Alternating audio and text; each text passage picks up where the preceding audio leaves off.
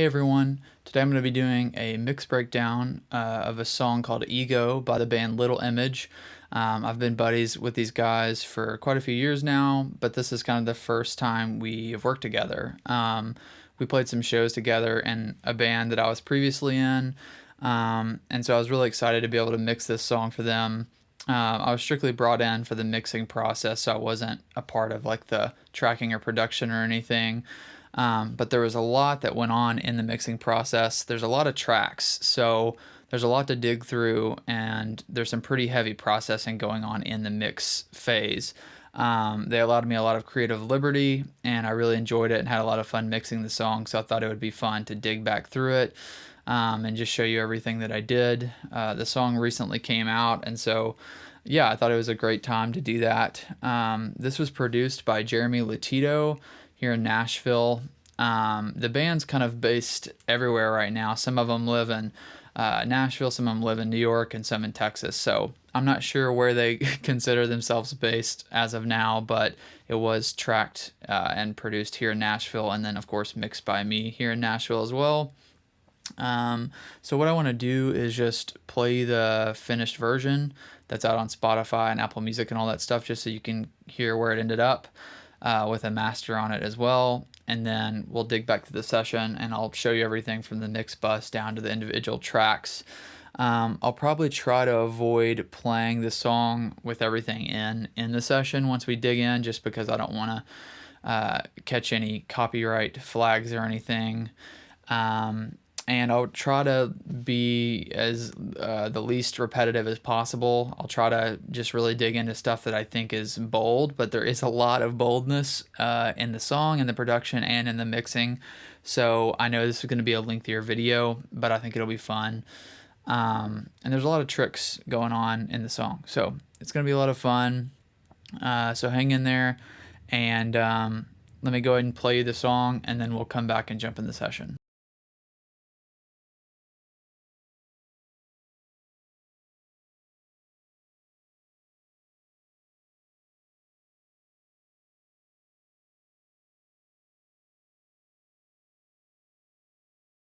Okay, now that you've got to hear the song and how it ended up, let's go ahead and jump in. So I think the best way to do this would be maybe just to start from the top and kind of work our way down. So what I mean by that is maybe just starting at my mix bus, which is pretty hefty on the song, and then kind of working backwards, maybe starting with the drums, and then working our way up to vocals.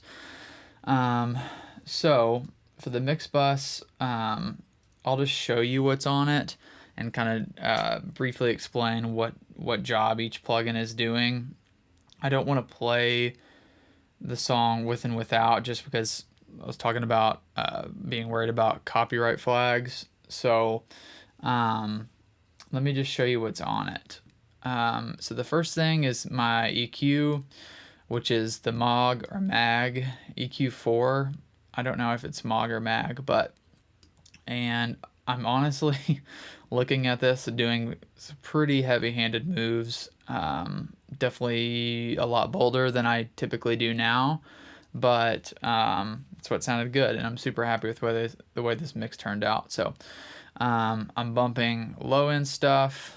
I'm kind of boosting everything a little bit besides this frequency at 650.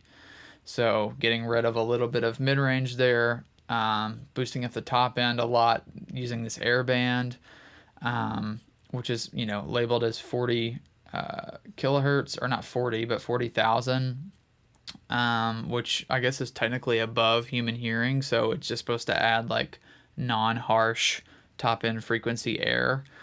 So yeah, that was my mix bus main EQ on the song, and then I have two inserts of the Soundtoys SIEQ, which is like the old Siemens EQ, and I'm boosting mid-range with these. So I've got a little boost at 1.5 and another little boost of about the same amount at 3.5. I think what happened was I did the full mix, listened back, was happy with it, but felt like maybe it was lacking some just overall mid-range. There wasn't necessarily like a specific group or instrument or anything that I felt needed specifically more mid-range. I think I just wanted to hear a little bump in the mids just overall in the whole track.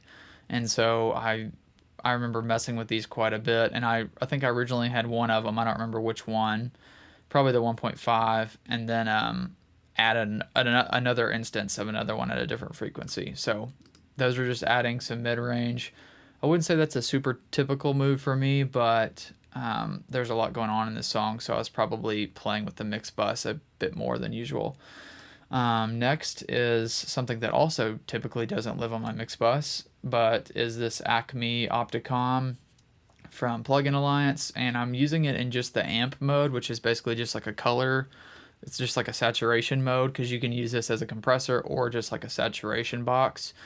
And so I just accidentally moved that. But yeah, when it's all the way to the left here, this amp out in knob, that means it's just in saturation mode. So I'm just adding a little color and density with that. And then my main mix bus compressor on this was the APA 2500 model on this DMG track comp. You can see the attack and release settings. I usually just kind of listen and set those where it feels right. You can see the knee setting, the feed forward, and had it at 100% wet, pretty light on the threshold. So that's the main mix bus compressor. And then I used another instance of the DMG track comp for some more saturation via the THD mode on the Zener limiter model. So there's that, and then more saturation. You'll learn as I go through the song that there's a lot of saturation happening. It's just a very like aggressive, crunchy sounding mix, or at least in my world it is. Using the black box from Plugin Alliance for some saturation and kind of tonal shaping stuff. You can see the settings there. And then the last kind of main thing is the Oxford Inflator, which is another saturator. You can see the settings here. This plugin's very simple. You basically just set the effect and curve settings, and then set your input and output. And then the lastly is just hitting this Ozone, I think it's Ozone 9, yeah, from Isotope, just the basic version, just to get some level so that when I'm sitting out mixes, they're at a competitive level. But when I actually printed, I probably brought the threshold down to maybe there or so. So usually when I print the final mix, once it's been approved, then I'll take off the limiting. Where did I have that? I think I had it at -3. Okay, so that's the mix bus. Quite a bit going on, but it's kind of one of those instances of a bunch of things doing a little rather than one or two things doing a lot, other than the EQ. The EQ is the only move that I think is pretty bold on there. So let's come down. I think maybe let's just start with the drums, because that's typically how I mix, is I start with the drums. If it's a song that's drum heavy, I'll start with the drums and percussion, kind of get all that feeling good, and then I'll usually move up to bass. And then often I'll jump right to vocals, because usually, especially in this kind of genre, if I can get the percussive elements, the bass, and the vocal to feel like a song and feel good, then all the other melodic elements like guitars and keyboards and effects and stuff like that seems to just glue in a lot easier once those things are kind of parked in place. So let's solo the drums, and let me just play some sections for you of the drum kit. There's a lot going on. I say drum kit, but it's like a drum kit with like a bunch of extra layers. And then we'll start digging through the tracks, and I'll show you settings and all that good stuff. All right, so let's just start maybe from the first chorus and play something here.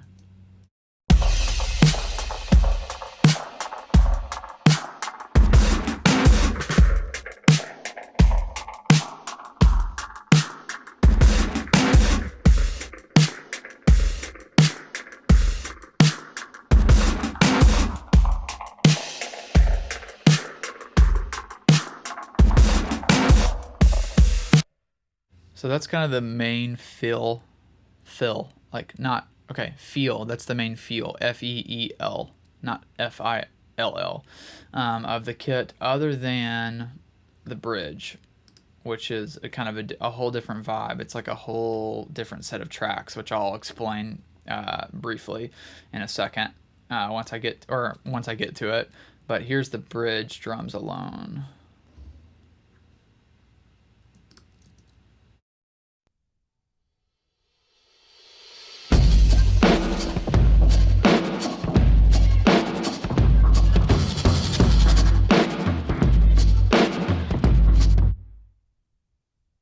So yeah, pretty crazy.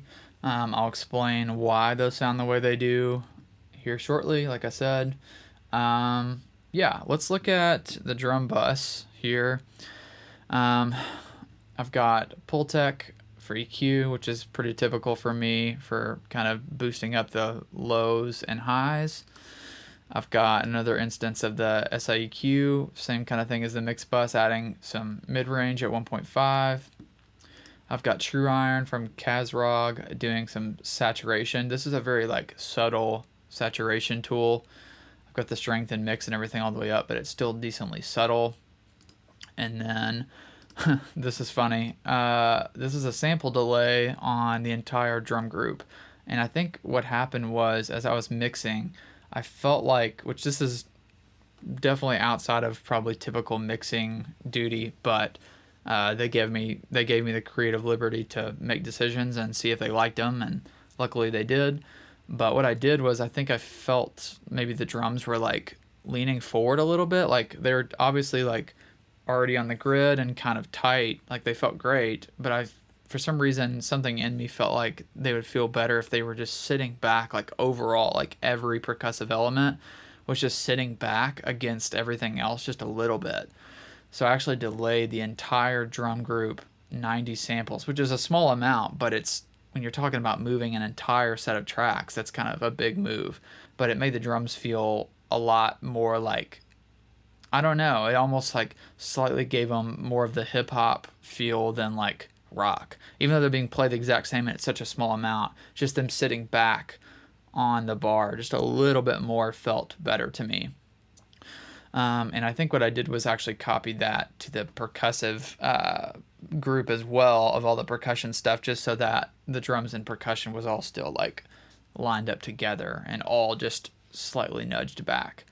So let me play maybe those chorus, that chorus section without any of the main drum bus stuff, and then with it, just so you can hear. And let me see, because I've got parallel compression and a sub bus, so let me just play the drum bus. So this will probably be pretty dramatic. I typically lean on my buses quite a bit, so.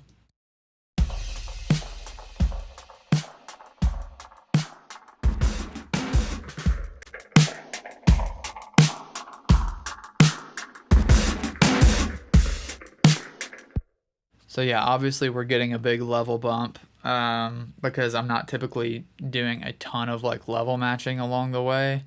I've gotten a little better about that, just because sometimes if you're not being careful enough about kind of level matching stuff along the way, you get to the end and you've run out of headroom. But I was able to push things pretty hard on this mix. So that's the main drum bus processing. For the parallel compression bus, it's nothing crazy. Pretty standard for me, the Fairchild here, and then Devil Lock, which for me it's usually one or the other, but for this I used both. And then copied that sample delay plugin across the board, just so that everything lines up together. So here's just the parallel compression bus alone.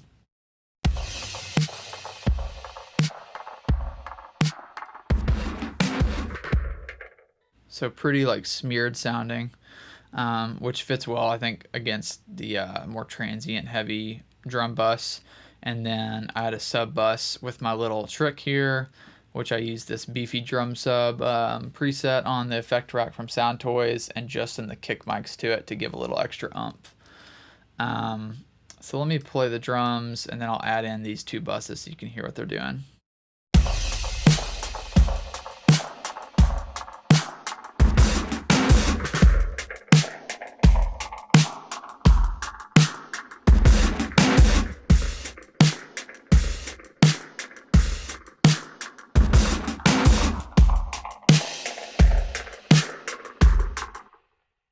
So yeah, just brings the drums quite a bit more forward.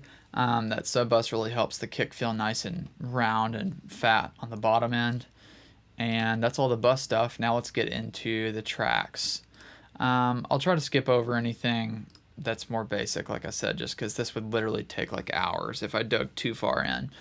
So this capture was just done with a mono overhead instead of a stereo, which is, I would say, not crazy, but it's just, I think most people tend to think they need at least a stereo pair. But they obviously committed to just a mono mic for the overhead.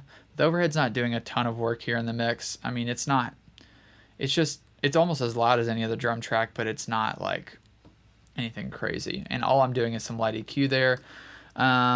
First trick with the drums is I had the hat mic, which a lot of people will mute, but often I don't. I'll use the hat mic track as like a trick if I can find something unique. I don't often use a hi-hat track to just sound like a hi-hat. I'll usually find something different and see if I can add a texture that's unique, or otherwise just mute it. So what I did was I pitch shifted down a whole octave using the Logic pitch shifter, had the Logic bit crusher on, which I've talked about in some other videos, to make it all like spitty. Looks like I was using a gain plugin for phase, I guess, and then an EQ just to get rid of some low stuff I don't need. So what I did was I found that texture, and then I was like, well, what if I create some stereo width with a hi-hat, since there's no stereo overhead, just to see what that would do. And so I duplicated it, and then it's all the same processing, but I did the Haas effect, which is basically where you add a sample delay to one side, or a delay to one side, just to like create a false stereo image. And so here's the hi-hat mics.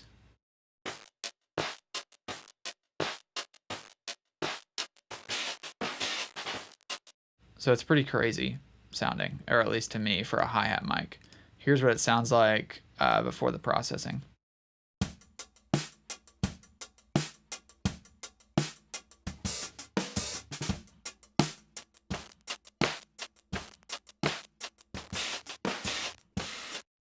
So yeah, that just helps add some kind of grit, some texture to the hi-hat, and obviously there's some snare bleed and stuff in there, and also some width to the drums. Another thing you'll see that's kind of a common theme in this song and why there's so many tracks is they gave me a ton of like aux kind of prints, like saturator stuff, some like space stuff, like reverb and delay stuff once we get into like vocals. So, and I used a lot of those. Instead of setting up like a bunch of auxes on my end, I actually just used a lot of their printed auxes as kind of the effects for everything. So like there's a distorted kick sample thing going on, like a room sample. Let me play those for you real quick.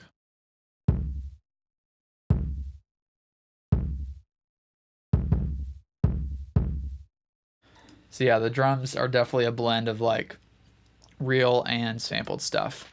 The snare, there's nothing crazy I did, but it did transform quite a bit. So let me play it for you. I've got the SSLE channel there. You can see the settings. Obviously, I'm going to go through these quick. So if you want to really dial in on what settings I have, you'll need to pause as I pull these up and just look. A gate to get rid of the bleed as much as possible, and then a transient designer and exciter from the Neutron. So there's those settings. And it looks like I chopped up the snare track. I think what I did was I took it out where the gate wasn't doing what I needed it to. I don't remember for sure, but I think that's right. So here's the snare.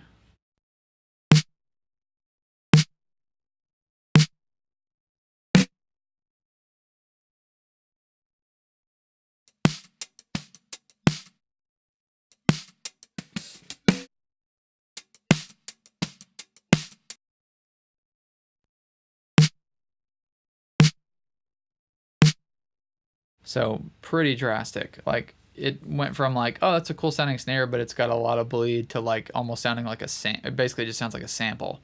I really like that snare sound. It's very dense sounding. As I keep going down through, there's a little like, I created this. I called it just snare top delay. but it's basically just a little like, it almost sounds like the drums trip over themselves a little bit. Let me play it for you. So it's just the snare track duplicated and pulled down to a new track, but what I did was some EQ gating, the neutron again, kind of copying the settings from the other track, and then I used Echo Boy for the delay. So it's at 100% wet on the Telray setting with a kind of higher feedback. And then I used the sketch cassette here from, I think it's Aberrant DSP, to do like an old tape kind of thing. So you'll hear what that does here with the drums. Just watch for that track to come in. I'm not supposed to play the full track. Whoops.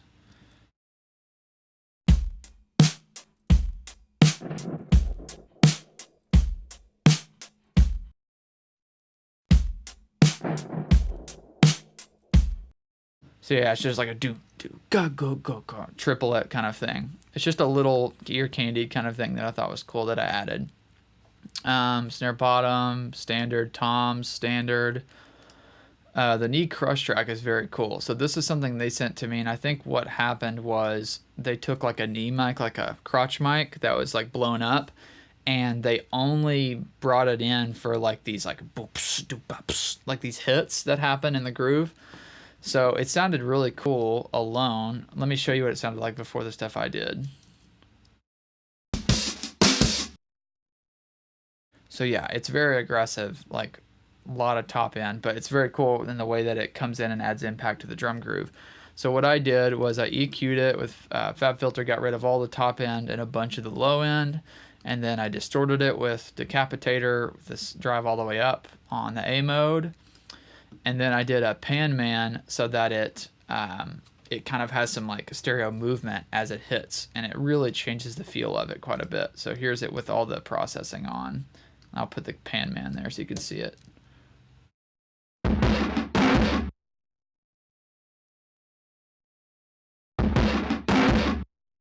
So when it comes in now, you don't get all the high end harshness that was there, but you get this cool, like it almost sounds like a phaser or something.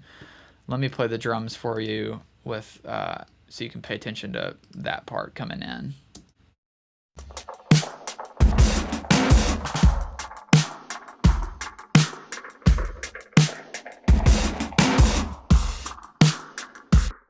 It's very cool. Like I'd never thought before seeing this to do something like that. Like bring in a track for a specific kind of, it's not even a fill, it's just like a part of the groove. So that was really cool. Here's another very bold move. Like I said, there's going to be a lot of these in this track. So this was like a kick snare bus they sent me. So it was just like a normal kind of kick and snare thing. Let me play it for you. Sorry, that's like all the drums. Here it is.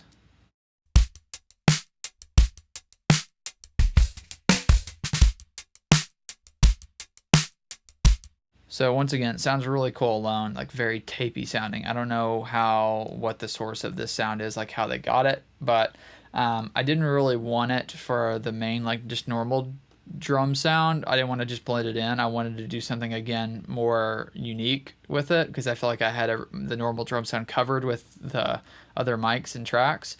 And so I did another kind of panning movement thing where I filtered it off with the Logic EQ, so it's like only mid-range. I used the effect rack from Sound Toys to do like a phaser / double lock thing. And then what else? Echo Boy on the Telray setting again with the mix very high, kind of similar to the previous track. And then Pan Man again, similar, where it's like moving left to right. So check this out. And I only have this going on in the choruses and the outro.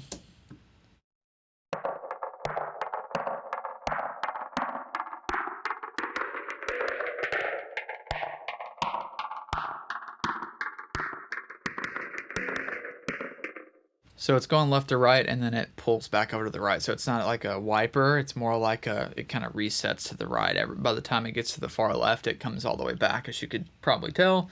But that really helps the drums move along as well. So let me play that, just the drums now with that in.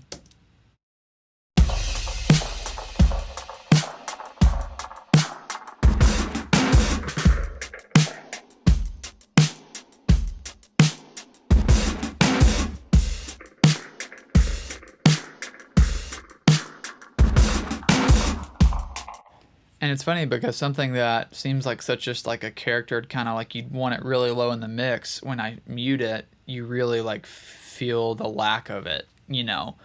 I feel like when you hear it in, I don't know, I don't notice it immediately or whatever, but when you mute it, you really miss it. It's just adding a lot of movement and kind of energy to the drums. There's a drum verb, which is just like a aux send that they sent. Nothing crazy there. Compressed accents and bit crush accents are just some kind of, they go with the knee crush track, and they're just like a bit crushed version. But I didn't literally do anything to those. No processing. There's a phased tom track thing going on. I didn't do anything there. I'll just skip over anything I didn't do a whole lot of processing to. There's a cymbal and kick hit. So it's like a combination of just like an impact sample for the downbeats of the choruses. I didn't do too much. It looks like I just probably added a little length to it with Echo Boy here. So let's hear that maybe.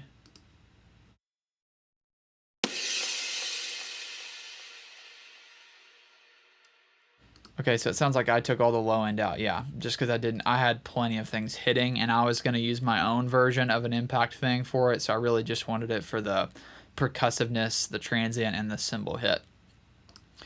There's a snare delay situation that was printed and sent to me. I used, and then we're getting down into the kind of the more aux drum stuff here. So in this bridge, along with what will be these live drums down here, are like two loops, which I did a few things to. So let me play this one first and show you it without anything.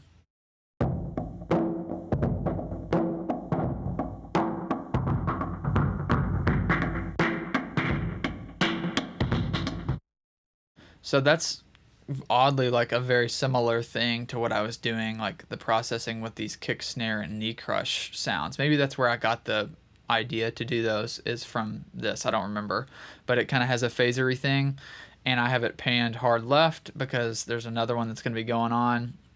So I added a bunch of EQ, so it's really only low mids.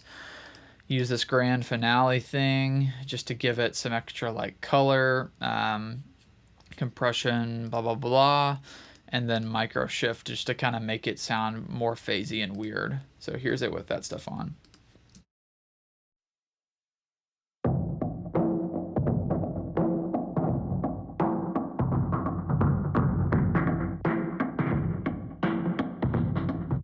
So it was already pretty lo-fi, but I just made it more lo-fi because there was going to be a lot of hi-fi bright elements, and I didn't want them competing.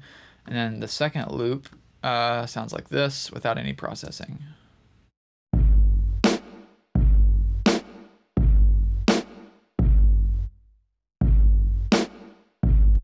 Sounded really cool, and then I just added some devil lock and EQ.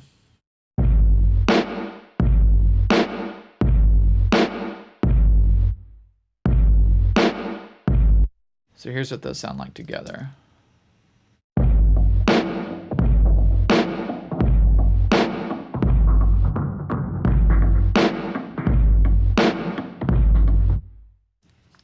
So what those go along with are, before I get there, well, we'll come back to that. What those go along with are these live drums, which these were taken from a live performance of the song. I won't say any more about that for now, but there was some live drums taken from a recording in a very large room, and the band wanted to blend those into the studio recording because I don't think there was any live drums in this section at the production stage. I think it was just those loops, and so they wanted to add a sense of humanness in the drum part to the section, and so we just grabbed those tracks from somewhere else and pulled them into the session. And so it's kind of a cool hybrid of like a studio recording but with this like messy live thing happening. And so let me play these for you alone. And what's cool about these is you can actually hear vocal bleed in them since it was a live performance. And so these live drums are kind of playing what the loops were doing, but it's actually being played by Troy, the drummer. And I'll try not to get into the individual stuff, but it's more basic EQ and compression and saturation stuff going on. Let me play these for you.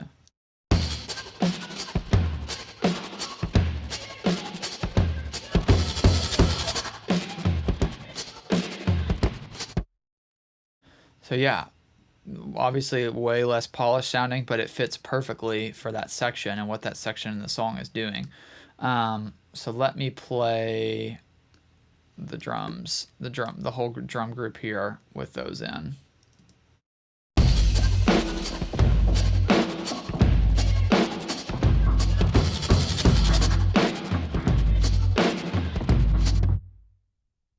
So yeah, I love how it's so alternate in comparison to the drums in the rest of the song. Like they obviously are cohesive, but it's very apparent that they feel a lot more kind of messy and aggressive and just like the energy of a live performance, which I thought was really cool. It's the first time I've worked on something where something was pulled in from like a whole separate occasion and put into like a studio recording. So it was really cool. That's pretty much it for the main drum group, other than the sub drop, which is just a sample that I made. I think I just hit like when I made this sample, I hit like my big marcher kick really soft with like a soft beater, and it's just a good like sub drop kind of sound for like the impact of choruses. So I use this in place of like the cymbal kick thing I was sent, or not in place of it, but in addition, and that's why I rolled off the low end on that. So it just sounds like this. So yeah, and it has no processing on it just because I'd already kind of done the processing I like on it when I made the sample. So that just hits at the top of the choruses just to give some low end impact. Okay, that's all the drums, which is a lot. Oh, the only other thing is the samples that I added for the kicks. So I felt the need to add 2 different kick samples just because the kick they recorded wasn't giving me the amount of like low end thump and kind of heft that I wanted. So no other samples actually other than the kick, which is pretty impressive, I think, for this genre. It's like you need the drums to just feel massive, but yet tight. So I actually used a Logic kick sample for the main kind of like punchier attack one. And then I threw some SSL and Grand Finale on it. So it sounds like this.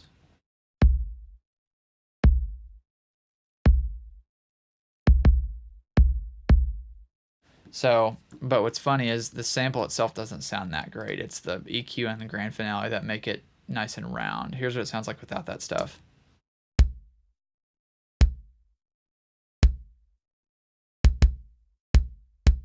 So very kind of like papery sounding, but with that stuff on there, it's really cool. And then the sub sample is from my gated sample pack and it has similar processing. It sounds like this.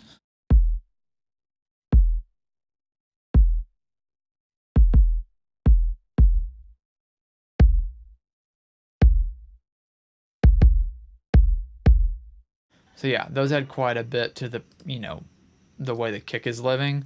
Let me play the drums with and without those just so you can hear what they're doing.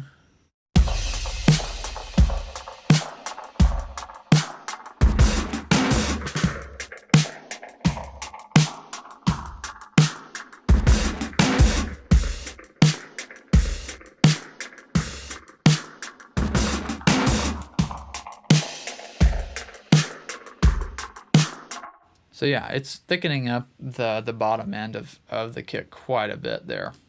So yeah, that's all the drums now. Let's jump down into Perkland, which there's also quite a bit going on. So let's just start at the top. Obviously, this is all stuff that was sent to me. So a lot of it I didn't have to do a whole lot with because there was already a lot of identity printed into these tracks. Let's see. Let's just start at a chorus and maybe just play the percussive stuff soloed.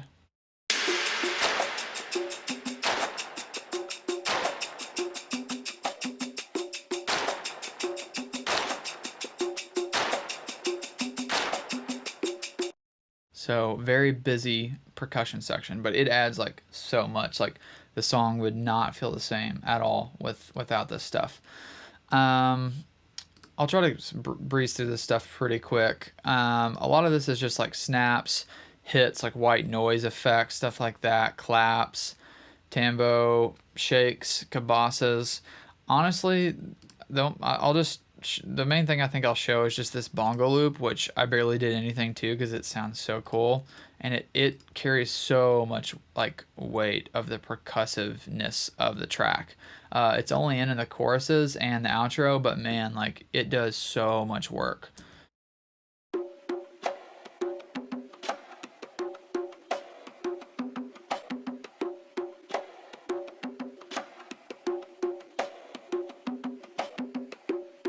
I love that loop, and it's sounds like a sampled thing. So I don't know if it's pulled from something or created to sound like a sample, but it just carries so much weight. Like let me play just the drums and percussion and pull that in and out just so you can see how much weight it's carrying.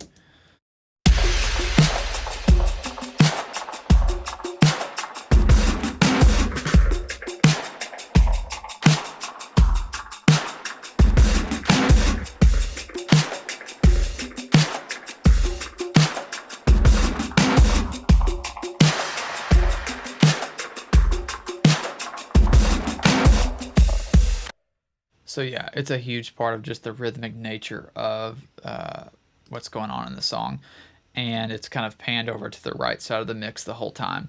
But yeah, I'll probably skip over most of this percussion stuff.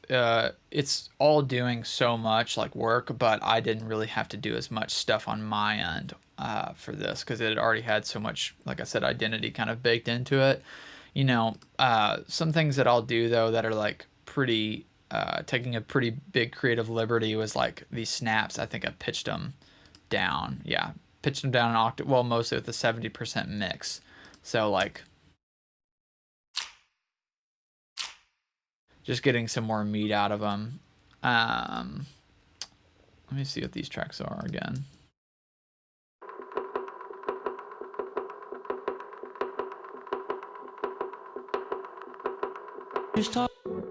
Yeah, lots of cool stuff. I'll probably go ahead and move on. But yeah, percussion, huge part of the song, and it was very intentionally done in the production process, so that made my job a lot easier.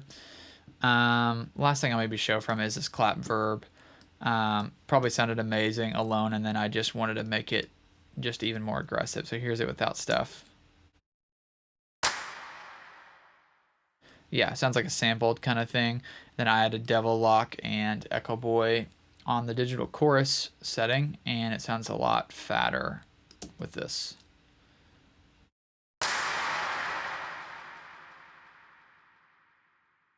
So you can feel some of the movement of the modulation, and then the Devil Lock just makes it have a lot of bite. It almost has like a clipped kind of sound to it, which is definitely a theme of this song, like in the way that I think it was tracked and the way I mixed it. It's just like everything's pretty saturated and gritty. But what I love about it is the song feels, you know, in a pop realm to some degree, but it's so gritty and aggressive and just like experimental. And I just love the combination that they found of those two elements in it. So let's move on to Bassland. Quite a few bass tracks. It's all these purple ones, or at least more bass tracks, I would say, than the typical song. Let me just play a chorus here so you can hear what's going on. And I think there is a parallel compression bus. So let me add that in. Let me just play a chorus here so you can hear what the bass stuff is doing.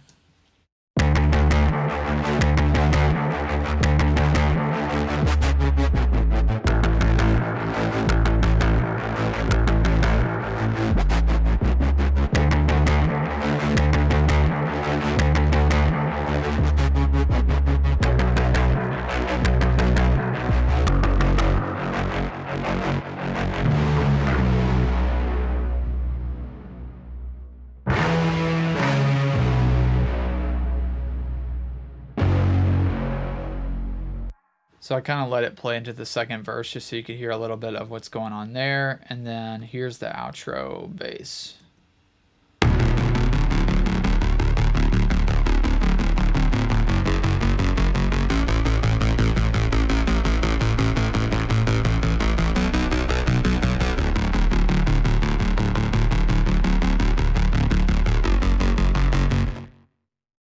So yeah, that's kind of the general feel of the bass group. As far as the bass bus processing, kind of honestly very similar to the drums. Very similar, almost I think all the same plugins. Pultec, SIEQ for mid range, track comp on the LA2A setting, but on the limit mode, and True Iron for saturation. And then for the parallel compression, which sometimes I'll do on bass just to let it poke through a little more, is the Blue Stripe from Waves. So there's that. Let's dig through these tracks here and see what I did. We'll just start with the top one, which is kind of, I don't know if you'd consider it the main one for like the verses.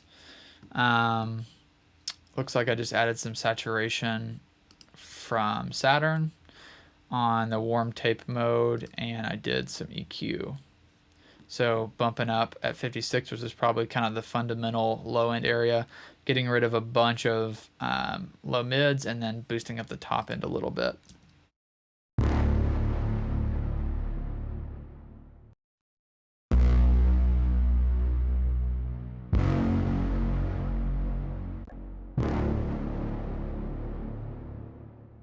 So I just played it for a second without that stuff, so you could, for that last hit, just so you could hear it. So that's kind of the big lengthy ambient bass for the verses, and then the bass stab amp is and the room kind of go together here.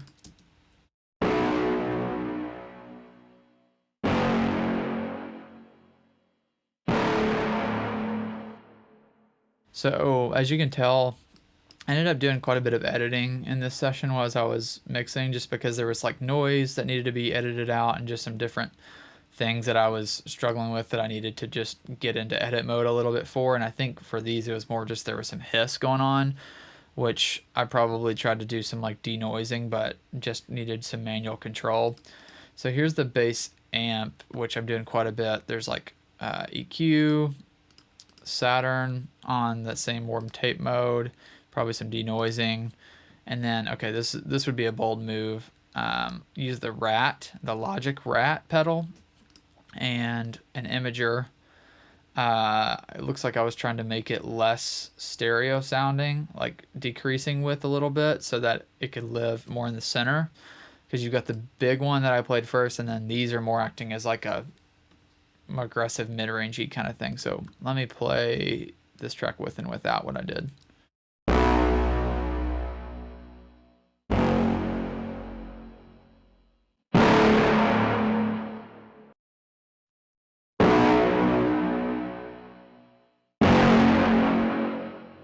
So it's just like giving it some more meat, and then the bass stab room.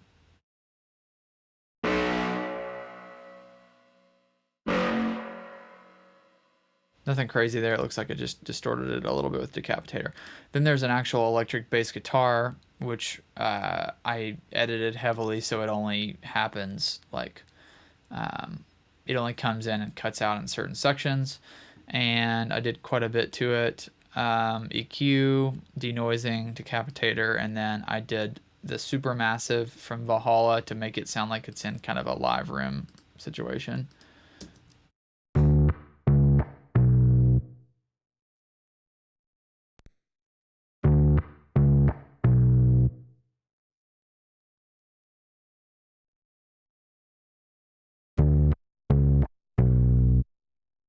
So I think I probably decided to do the ambience on it, just so, since you've got like all these huge, more surreal sounds, kind of letting some of the more human instruments like the actual bass guitar sound more human by putting them in a space.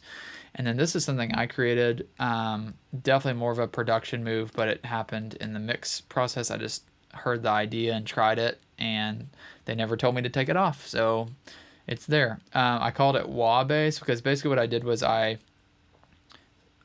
took the bass guitar track and I grabbed one hit because I knew I wanted it to play some notes that didn't exist in the track, and so I duplicated them to play the pattern I wanted, and then I used Melodyne to like create the progression I wanted, And then the reason it's called wah bass is because I have the Logic pedal board doing a bunch of stuff like fuzz, the auto wah, a spring, and then a whammy to make it just sound totally different, and then Echo Boy for some kind of spacey stuff. So let me show you.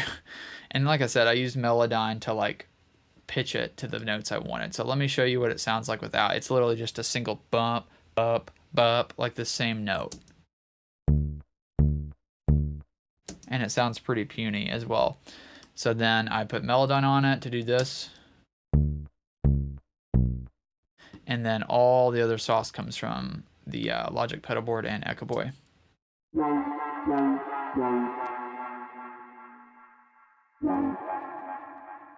So completely different, like it's just a whole new element essentially in the song, but I think it glued in like pretty well with what's going on. So let me play the bass section with that in.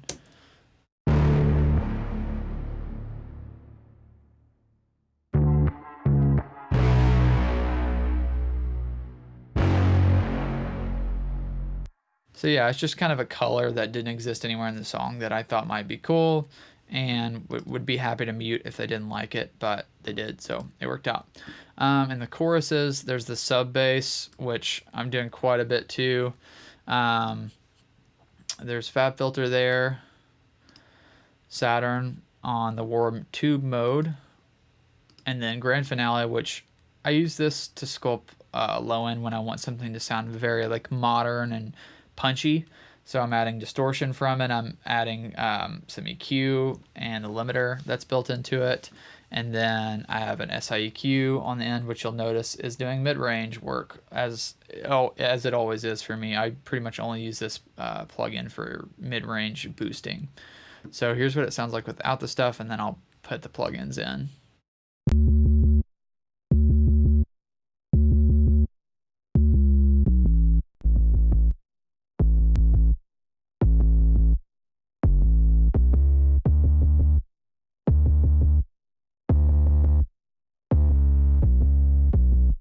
So yeah, it's just adding some more punch and kind of, it just makes it pull forward in the mix a bit more. Pops out kind of the speakers just a little bit more. And then the bass guitar wet track. It looks like I distorted it, EQ'd, pulling some mid-range there out of the Fab Filter, and then used a sample delay.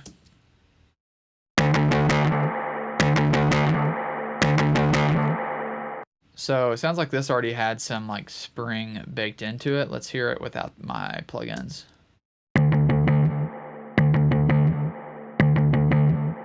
Yeah, so I made it way more aggressive with the decapitator. Pretty aggressive setting there.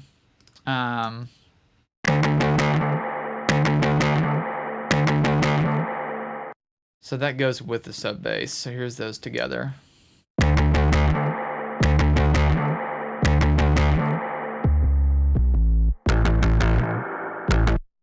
So that little gap where it came out, the more aggressive one, is where this track comes in, the chorus bass hits, which I have a lot going on. Let's see what these sounded like without anything. Yeah, so that's kind of almost like a hook within itself in the song, but it's a bass instrument, which is more non-typical, which is really cool. So that sounded amazing alone. I probably just wanted to see how far I could push it. So I've got Logic pedal board doing a wah thing and a whammy thing. I don't know how I even decided to do that. Fab Filter for some basic EQ. I've got this Supermassive, which is doing the kind of live room ambience thing again. And then I'm distorting after it, which I like to do. I think most people would typically put like saturation before like a reverb or a room kind of sound, but it sounds really cool and makes the room feel like it's like collapsing kind of when you put saturation after the fact. And then I've got tremolo on it with a 100% depth, just to kind of emphasize the rhythmic nature of it. And then I've got Echo Boy on the Space Echo setting with a low mix just to kind of add some extra dimension. So here's it with all that stuff on.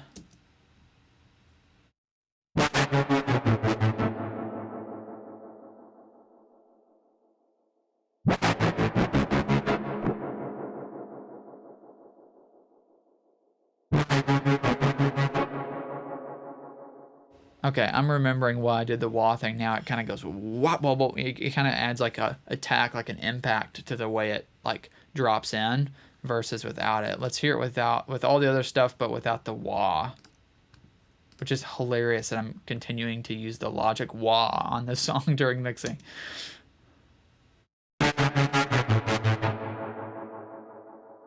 So yeah, it just kind of changes the attack, like the way it comes in.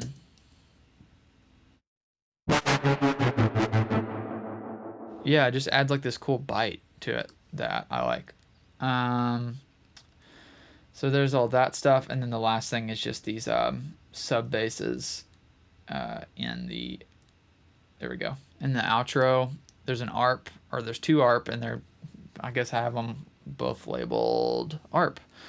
So I don't know which is which, but let's see what this sounded like without anything. So I'm doing a lot of the similar things I was to the sub bass in the other sections, other than I'm using this Juno chorus from Arturia to make it wider and kind of have a slight modulated thing. I'm using Filter Freak for something. I'm not even sure what this is doing. We'll just have to see. And then the precision delay from UAD to create some kind of ambience around it. So let's play it first without any of that stuff. That's a lot of plugins, honestly, and just on one track for bass.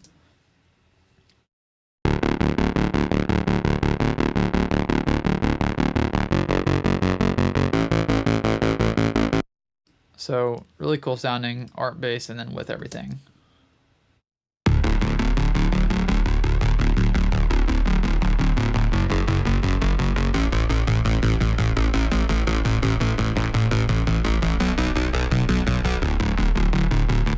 Yeah, so it's a little more bitey, a little wider. It's got a little more movement. And then what am I using this one for?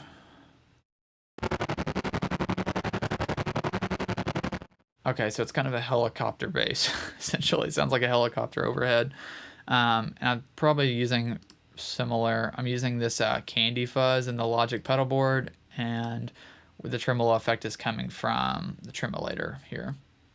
And I probably have the precision delay, yeah, 100% on stereo mode, so it's only on the sides. So you get these two together.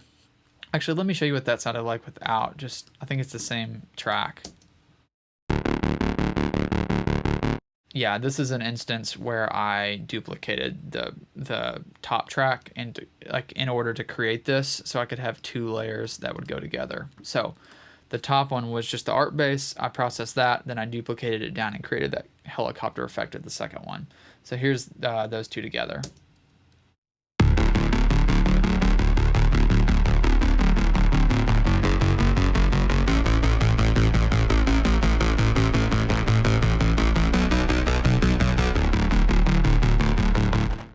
So yeah, very aggressive sounding, very cool. Okay, that's all the bass stuff. Let's play some sections really quick, just drums, bass, and perc, just so you can kind of hear how those are living together. Let's start at a chorus one.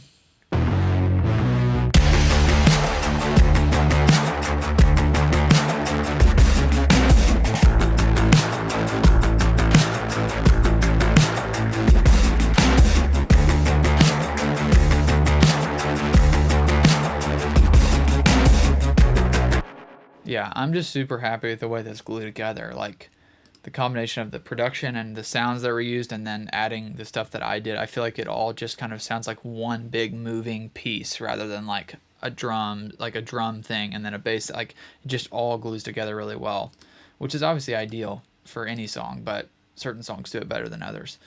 Let's play a little bit of verse 2.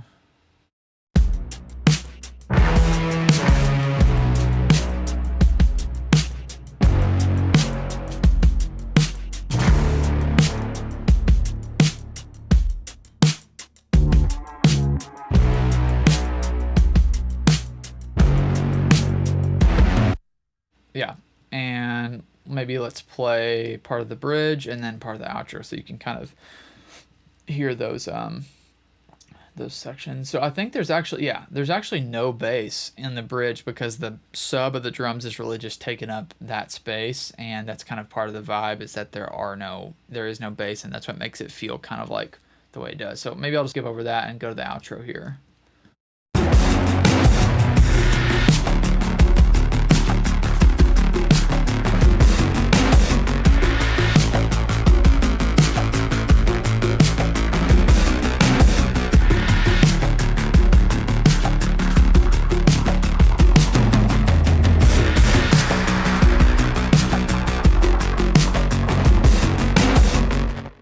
So you can hear how much work, especially that perk section is doing in that outro. You can hear those like all those sweeps, and of course the bongos. Just it all works together really well. Okay, so that covers bass, drums, and perk.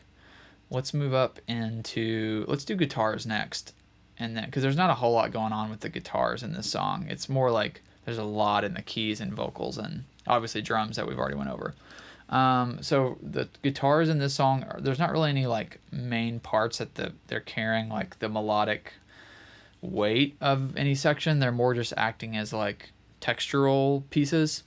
So not as much going on with the guitar bus. That's pretty standard for me. I don't tend to do as much heavy processing with guitars, but Pultec for EQ, and then Radiator from Sound Toys, which is like the Altec kind of saturation device thing.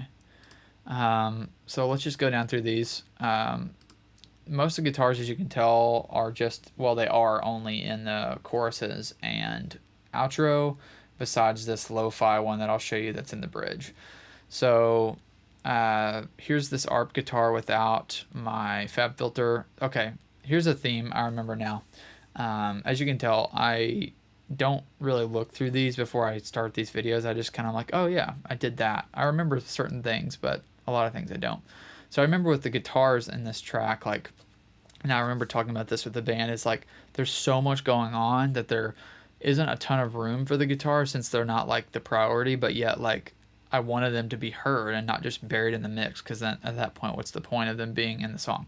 So what I needed to do was just filter off like a lot. Like, I mean, guitars are a mid-range instrument, but specifically in this track, they needed to take up like only the mid-range because there was just no other room for them. There's a lot of low and high stuff in the song, and there's a lot of mid stuff, but not as much mid-rangey stuff. So the guitars had to live only in the mids. So that's why there's such aggressive EQ here, and I'm even bumping a ton of mids, like +5 at 700, which is a weird frequency to boost so heavily, but that's kind of the frequency where there's not a lot of stuff going on, and luckily they still sounded good. So that, and then this watery echo kind of tweaked preset on the Echo Boy. Actually, let's hear it without those, and then I'll put them in.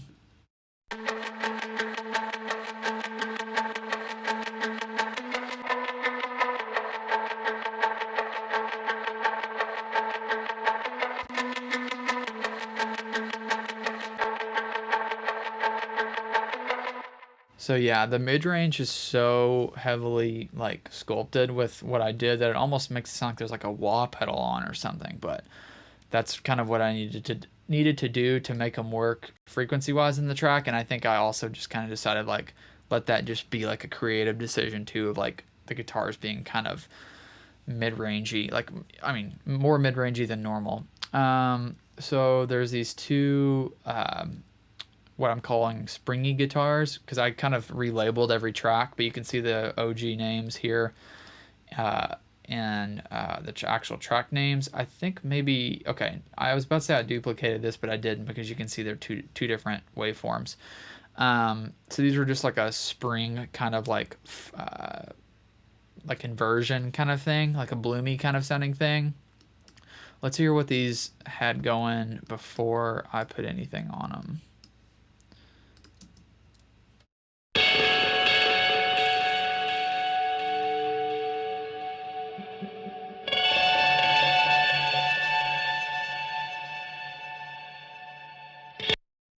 Sorry if that killed your ears. I obviously must be taking a lot of the volume out with the processing that I'm doing.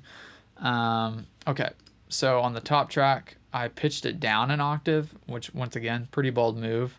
90% low octave mix, and then the heavily filtered EQ. I didn't bump the mid range like the other guitar, but I filtered off everything, and then I did a tremolo to kind of give it like an old school thing. And then the bottom track has the same. So here's those with the stuff I added.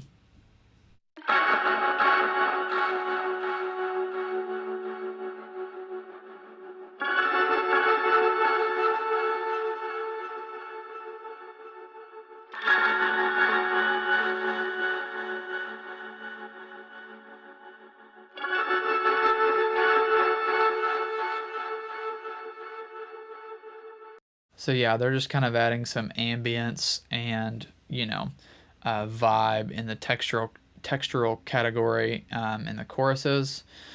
And then the last guitars that happen in the choruses are these flutters left and right. And I do think I was sent to, and then I panned them out, or maybe they were already panned. I don't remember. Let's hear what these sounded like before processing.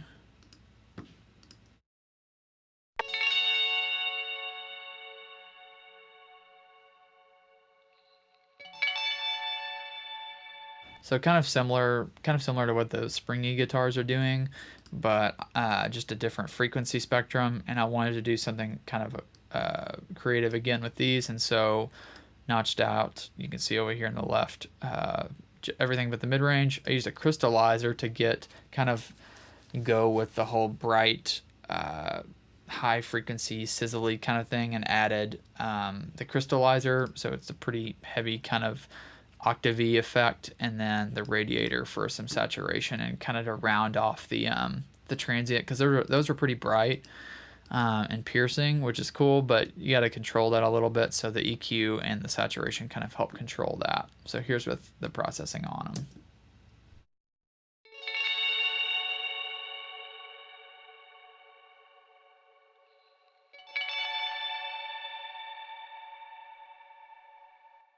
So the crystallizer is kind of acting like a delay essentially, and then you get some harmonics from the guitar that kind of elongate with that effect on them. And then the low flat guitar is very cool. Like, this is one of the cooler guitar sounds I've heard in a while. I don't even know how they did it, and it's labeled as bass. So maybe it was tracked on a bass, and then I pulled it into my guitar category instead of bass once I heard it. I don't remember, but I'd be curious to know how they got this guitar sound. And the only thing I did on it was sketch cassette, which I used pretty aggressively because I used it for the tapey, like, rolling off the high end here.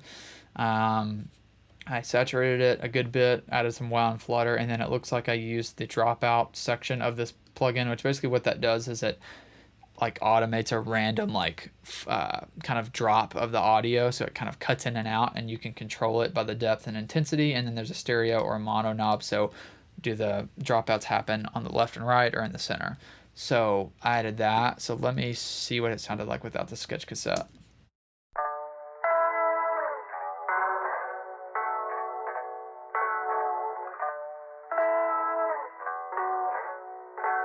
Super, super cool. And then with the sketch cassette.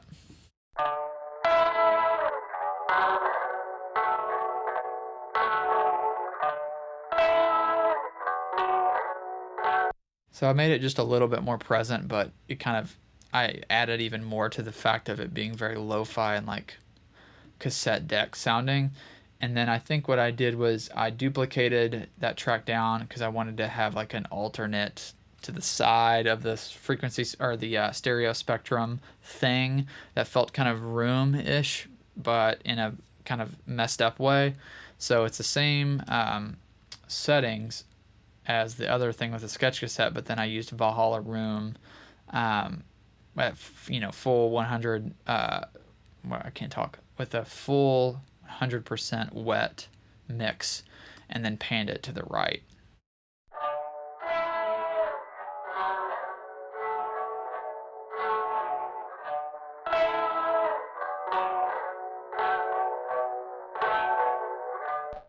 So basically what I was doing was kind of creating like a left and right, like kind of like a stereo image, but in a odd way because it's not like two things panned hard left and right. Like the main one is panned, like you can see on the pan knob, it's barely left, and then the room is all the way to the right. But when you play them together, it kind of has this like off kilter stereo image in the bridge. So that's at the breakdown, like when the vocals come in and are more talky sounding. So very cool. I think that's the end of the guitars, and let's jump into keys, and then we'll finish out with vocals, which there's a lot in these two groups. So it'll take a second, but there's a lot of fun stuff going on. So keys bus. Only thing happening, because there's just so much identity baked into these, I didn't once again need to do a ton. So only true iron, kind of just using some saturation to kind of glue all the sounds together and help them glue into the mix a bit. Let's just go through, because honestly a lot of these I don't remember if I did, like, let's see. So there's some where it looks like I did quite a bit of heavy processing, but there's a lot of these I didn't. But I think there's just so much cool stuff that even though it's more production stuff, I'll probably just show you because it's just cool. At the beginning of the song, there's like a rumble track, and these are kind of organized into like chronological order, but not fully, because obviously this is after these, but whatever. We'll just go through them. There's like a noise sweep. Oh, I think the noise sweep is something that I did. Oh, never mind. Both of these I did. Okay, that's worth showing. This is like something I actually added, which is something I normally would never do unless I had permission, but they gave me the permission to do it, I think. Or maybe I just did it and said, like, if you don't like it, we can mute it. I don't remember. But I think at the beginning of the track, I wanted it to feel like, I mean, there's already a lot of tension in what was there, but I wanted it to feel even more, like, have even more tension. And so I used my Poly D and used like the pink and white noise modes to create like a rumble track and a noise sweep track that sweeps up into the verse. So let me show you what those sound like.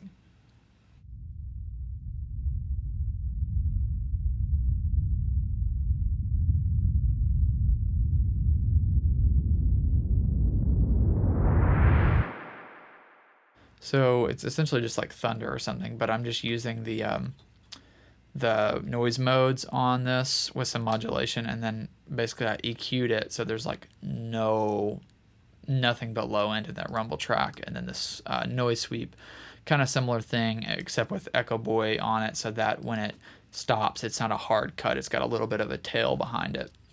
So yeah, definitely not a typical thing that happens in mixing, but I had fun adding some things, and we kept, I think, almost all of it that I added. Similar thing here, the Noise Sweep 2 track is just more of a standard one that I used to create, help transitions feel more impactful, and I think we went through and muted some of them that they didn't feel like we needed. I just put them down in several spots, and then we picked the ones we wanted to keep. So same thing, use the Poly D, and then the only difference here is it's more full frequency, and then I used micro shift to make it stereo. So yeah, stuff like that, or like this big long one. So yeah, just kind of helping transitions feel more impactful, more tension and release. The Juno tracks, I just did a little Echo Boy, and then there's a high one. Oh, I think I duplicated, yeah. So they sent me this. Let me just play it from here. It sounded like this.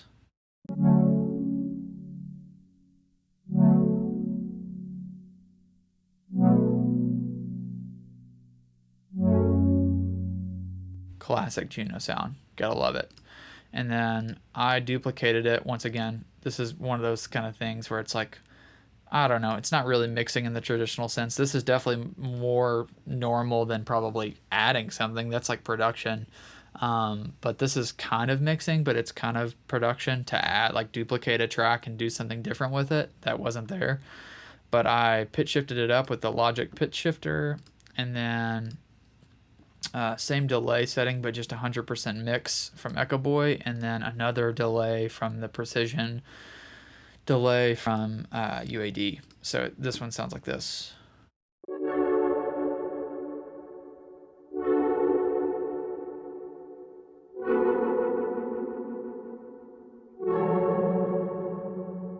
So it's just kind of adding a wonky texture to the more normal sounding Juno track. So here's those together.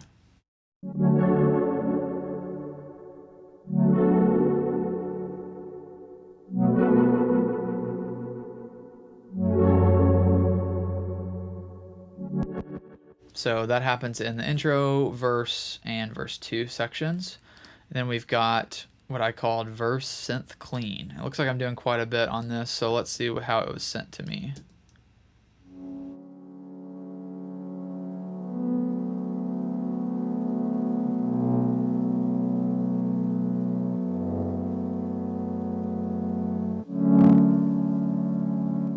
Yeah, so that's just kind of the main like pad that's going through the verses.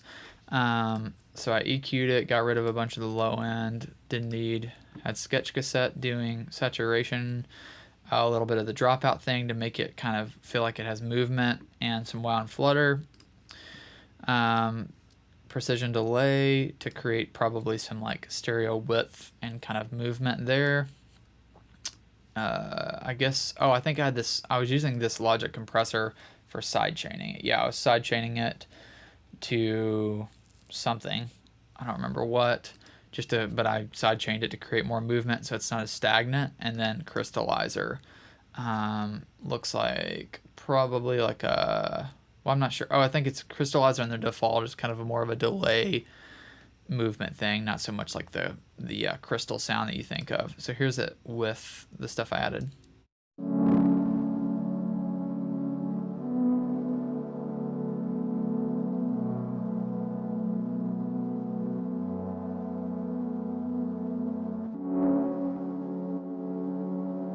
Yeah, so even though there's quite a few plugins, it's still pretty subtle.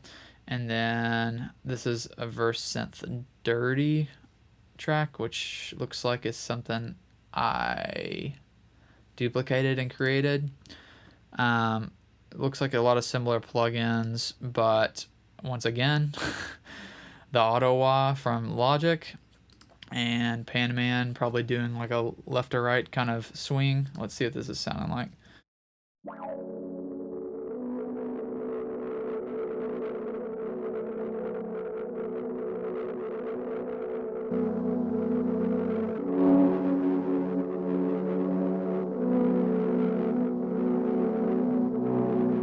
Yeah, so something I created just to add some extra stereo movement and width.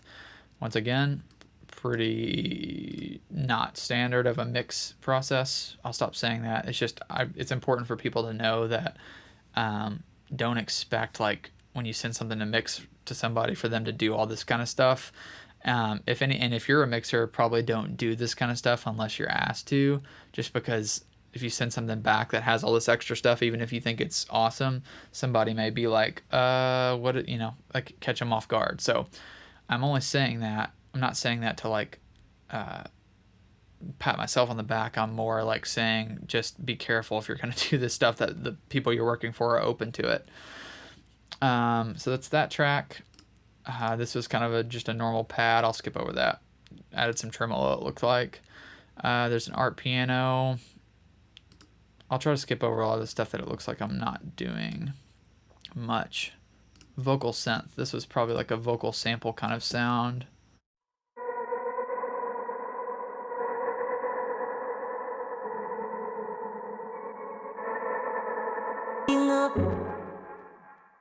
Art Plux intro. Okay, this one has a lot of processing. Let's see. Oops.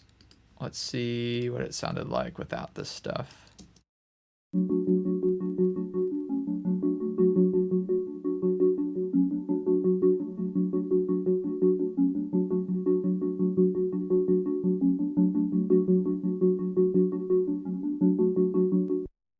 This is like one of the ARPs that's on the end of the song, and I want to say it wasn't sent to me at the beginning, and maybe we added it to the beginning. I'm not positive, but I do remember it was originally meant for the outro, which it's still in the outro, but I think it got pasted, like we put it in the beginning of the song.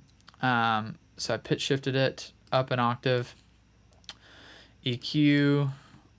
So it's only like top end, top mids, and high end. Distorted with decapitator. the precision delay again. I love this plugin's so good just for when you want to add like a sense of ambience and you don't want it like a very specific like delay, like quarter note or dotted eight. Like you don't want any specific subdivision, but you want something, and you don't want a reverb. You kind of want something that's in between delay and reverb. I love this plugin for that. Pan Man, making it move left to right, and then little plate at 100% mix, so it's 100% wet. So this is very much a textural thing.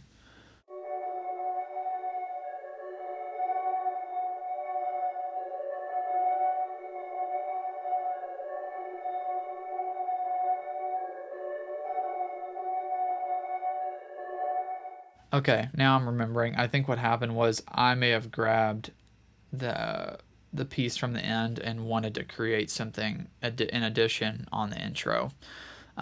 So when I turned all that stuff on, I realized it didn't sound anything like it, like without that stuff. So I think I was just creating something new to add to the ambience and kind of tension of the intro. Electric piano, not a lot going on there. Some piano, just little diddlies. Let's hear those together. Just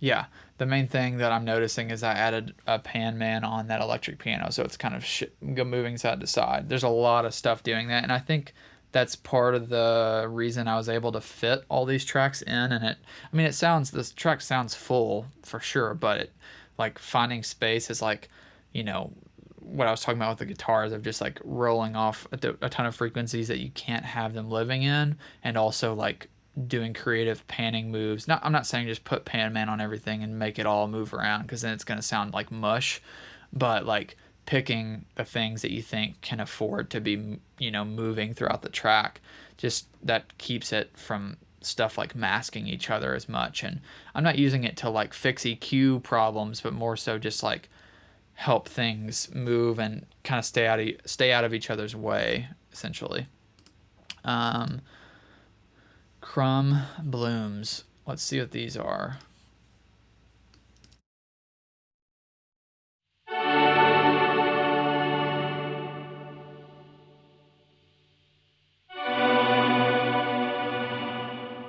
So yeah, I think I just took that and put it more in a space. Yeah, with the anytime I'm using that supermassive plugin, it's pretty much only for that purpose.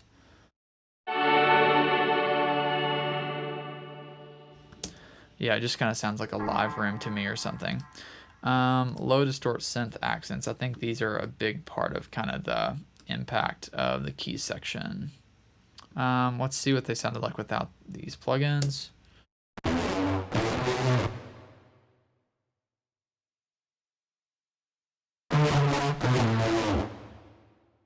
So yeah, that could almost fit in like the bass category, but I left it in the synth category. But that's going with those bass hits. But it looks like I used Little Altar Boy to I pitched it up an octave, but then used the formant down. So it kind of creates I don't know if you've ever used a Little Altar Boy. It kind of does an interesting thing when you choose to say pitch it down and formant it up, or vice versa. And then I had some drive going on as if it wasn't distorted enough, and mix that in at a little over half.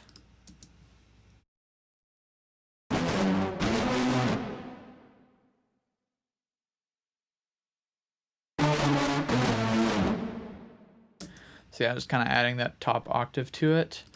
Tremolo pan, this has got some crystallizer on it. Let's see.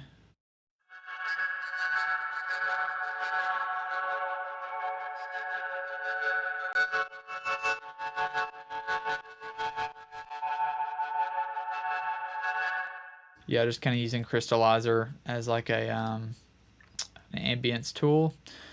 Let's see what this high synth is. Let's see without plugins.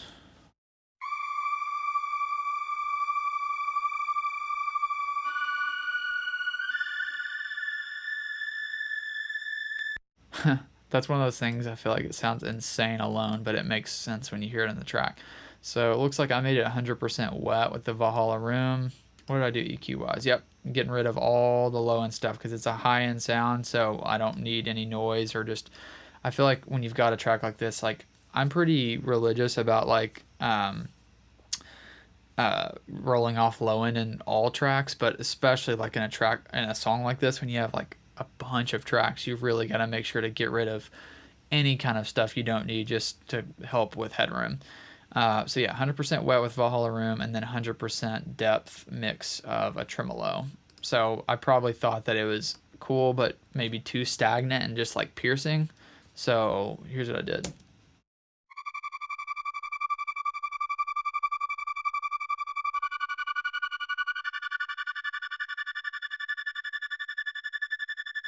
So yeah, just kind of creating a fluttery effect. Tremolo synth. This has two pitch shifters on it. So let's see what it started out as.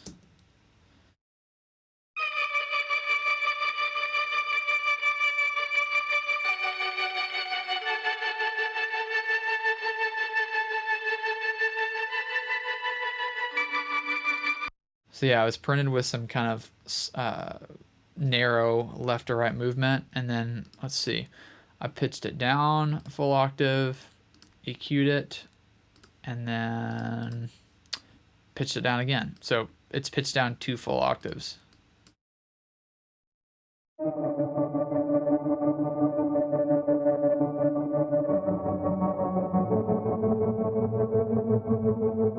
So probably just making it spookier sounding, and it helps because it's making more room, because it's only taking up kind of a low mid area of the frequency spectrum.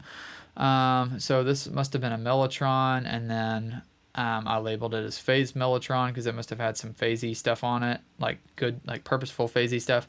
And then it's hard left and right. It was printed that way. So let's see what it sounds like without. It looks like I just probably added some ambience and EQ.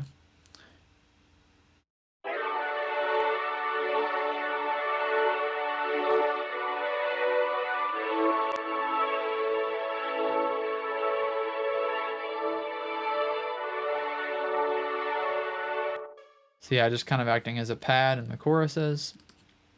There's a fast ARP. Let's see what that's doing.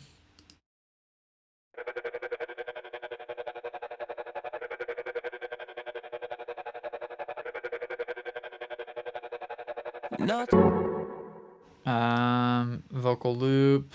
Looks like I probably pitched it up or down.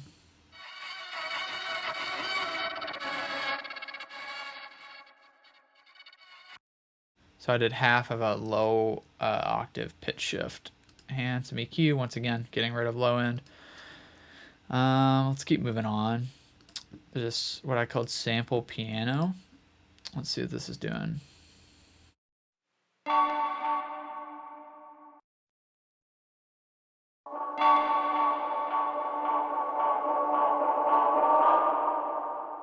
So it's kind of oscillating as a piece and back into the last chorus. So that's going on during the bridge. It's kind of just like a flutter kind of thing.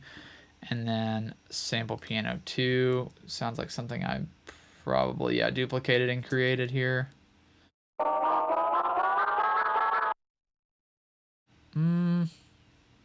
That pitch shift I wouldn't have done, so maybe it's sent that way. I'm not sure. Can't remember how that one happened. The riser. This is just like an oscillation track for the last chorus and outro, which I distorted, added crystallizer as a delay effect, and EQ'd.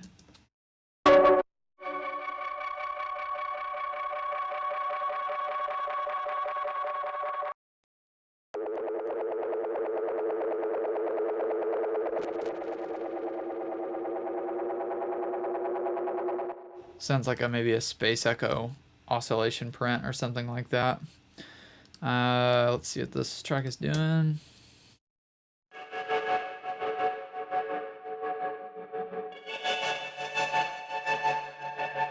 Yeah, that track's a big part of the identity of what's happening in the outro.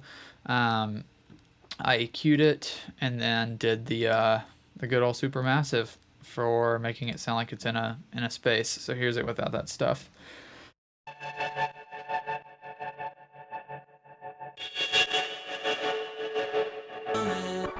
So it actually already had some stuff on it, so probably didn't really need that, but it ended up there. High distort accents. Let's see what's on these. Those are super high, just kind of doing what the bass is doing, that da da da da, just like up like 4 octaves or something. Super massive again, and then the UAD Galaxy Tape Echo for some reverb and delay.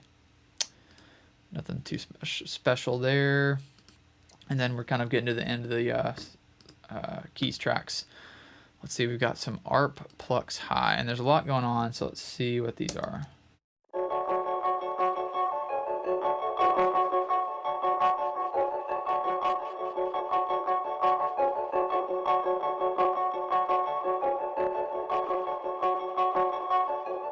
So I'm not sure what's going on with this fade, but I'm going to leave it. Oh, okay. Weird. Here's what it sounded like with nothing on it.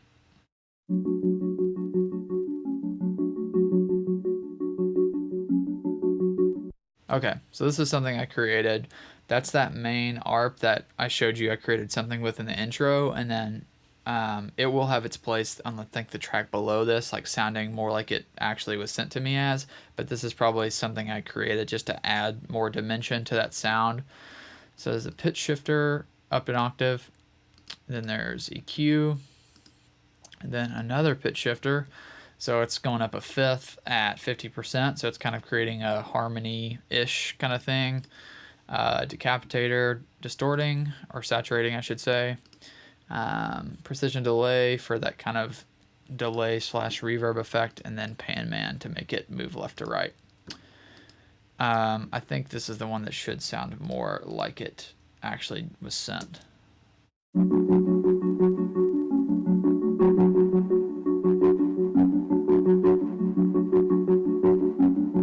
Yeah, that one's more sounds like it was sent. I just distorted it a little bit. I keep saying distorted. I should use the word saturated because it's more like a saturation than a distortion. And then the precision delay again. Here's an organ.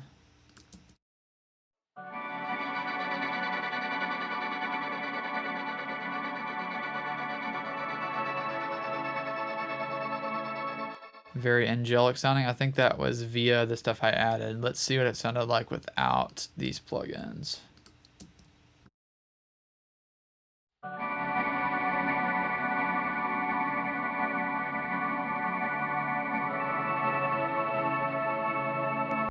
Yeah, so still very angelic sounding. So I added that fifth, just barely in there. EQ, getting rid of low end, and then effect rack for crystallizer slash echo voice slash primal tap slash tremolo. And I think I probably didn't load all these in. I think it's this crystal choir preset in the effect rack that I really like that does this kind of angelic octave pitch shifted thing. So that's what you heard when I first played it. And then Mellotron Solo. Let's see what this is.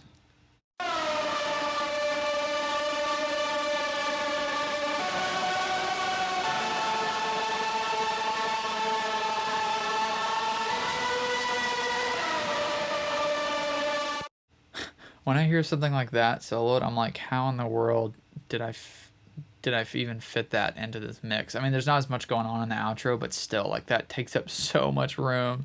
Here's it without plugins. Let's see how different or not different it was.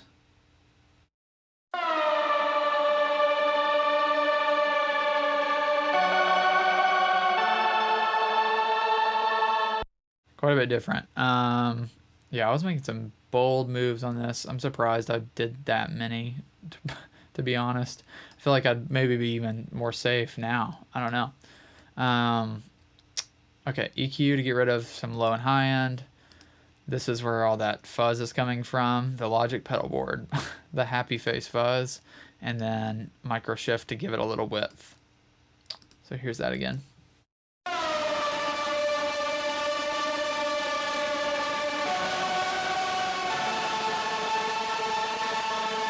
So aggressive. Okay, let's listen to, and this is probably the last thing I'll play like all together because, like I said from the beginning, I'm trying to kind of be careful about copyright stuff. So here's everything in basically besides vocals. Let me just play a couple sections. Let's start with maybe chorus 1.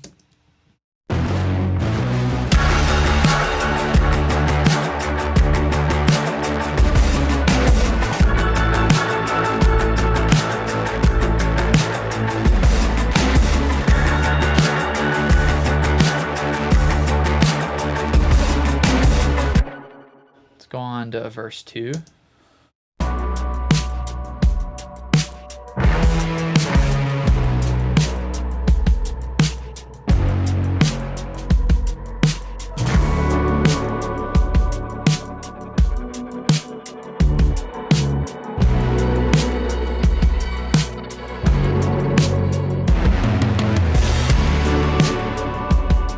Feels so good. Let's move on to the bridge.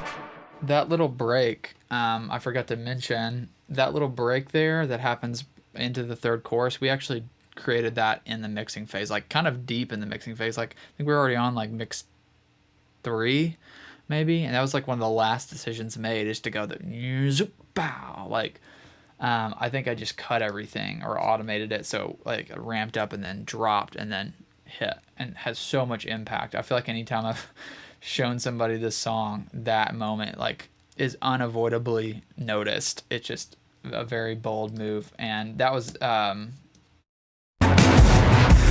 whoa, didn't mean to do that. That was their decision. They were wanting something more out of that section, and I think one of them mentioned like, what if we just cut everything out? And I think we all thought it would be too stark, but it was perfectly stark in the right way. Let me play the outro, and then we'll move on to the vocals.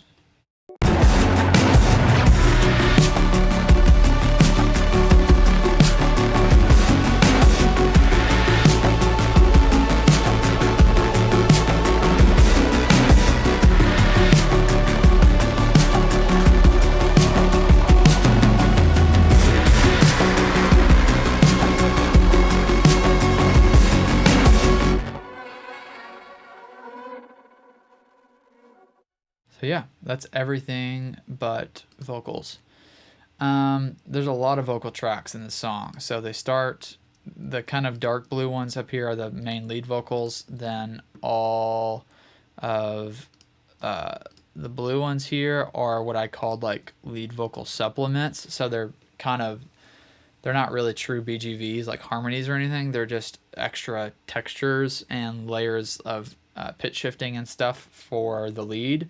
And then all of these pink ones are more like aux stuff. There's not really, I guess, harmonies on it. It's more like, it's not BGVs like harmonies, it's BGVs just like extra parts, like yells. There's a bunch of tracks of yells, effects, stuff like that. So there's not really any true BGVs. It's just like extra texture layers.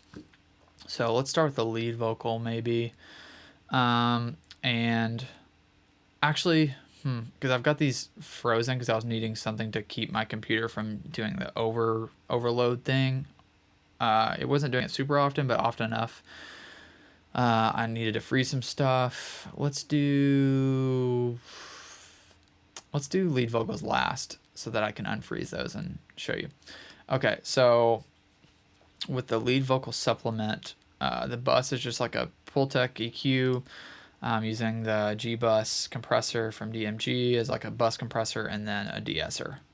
Let's dig through. So a lot of these tracks are kind of like aux synths, essentially, that were printed and sent to me that I used. Like, for example, the first thing is the lead vocal verb, which it's sitting very low in the mix, but it's just adding a nice like small blanket of ambience behind the lead vocal.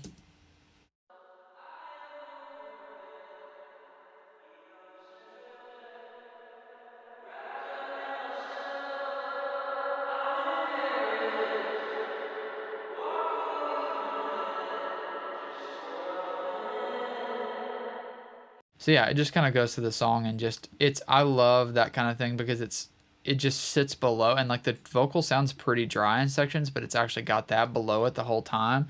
But it's such a low thing, it just kind of adds like a depth to the vocal mix, but doesn't make it feel like overtly ambient or like delayed or reverb or like delay or reverb, whatever. Um, there's a distorted lead vocal thing that was sent to me that looks like it goes under the verses.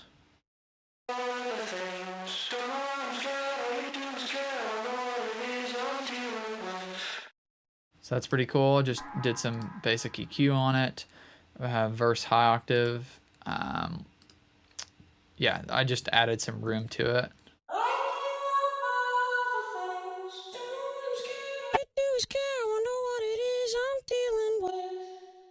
So yeah, it was sent dry, but I just wanted it to sit more in the back of the mix, so I just made it like 100% wet. These pre-chorus high octaves and low octave stacks here. Let's see what these sound like. Don't know why I'm scared, all you do is care. Wonder what it is I'm dealing with. See it in your eyes, something isn't right. Why don't you just talk to me? So basic EQ stuff, it looks like I did some declicking of like mouth clicks on the high octave tracks and then a little bit of chorus for some movement on the lows. We'll keep moving through these chorus vocal stacks. Let's see what these sound like. Get over myself, I am over it. Egocentric, wrapped up in myself. So yeah, these are kind of just sitting under the main lead vocal. It's like a stack that was printed, and then I think the reason it was cut is I just needed to edit out some breaths.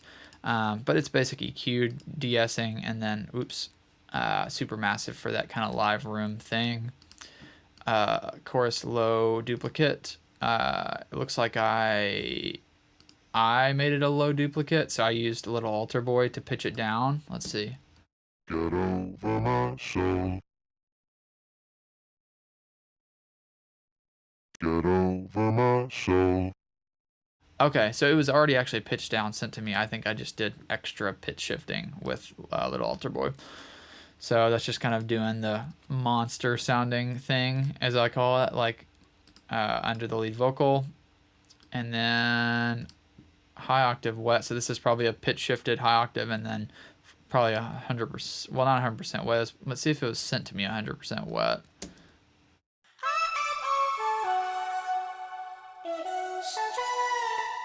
So there's already a lot going on with that. I just added crystallizer, I think, to give it a little more ambience.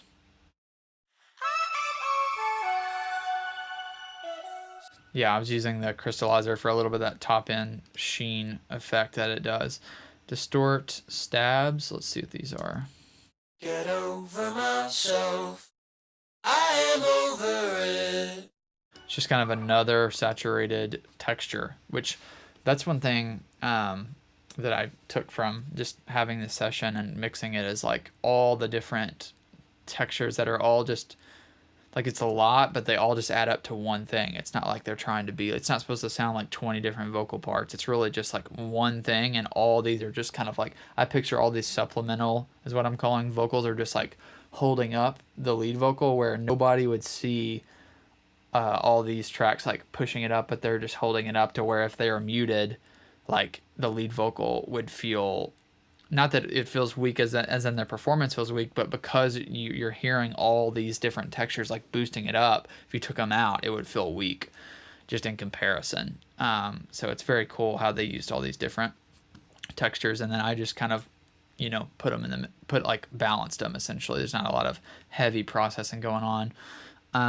There's these high doubles in the choruses, which I put more in a room, so probably just made them a little more ambient and less dry.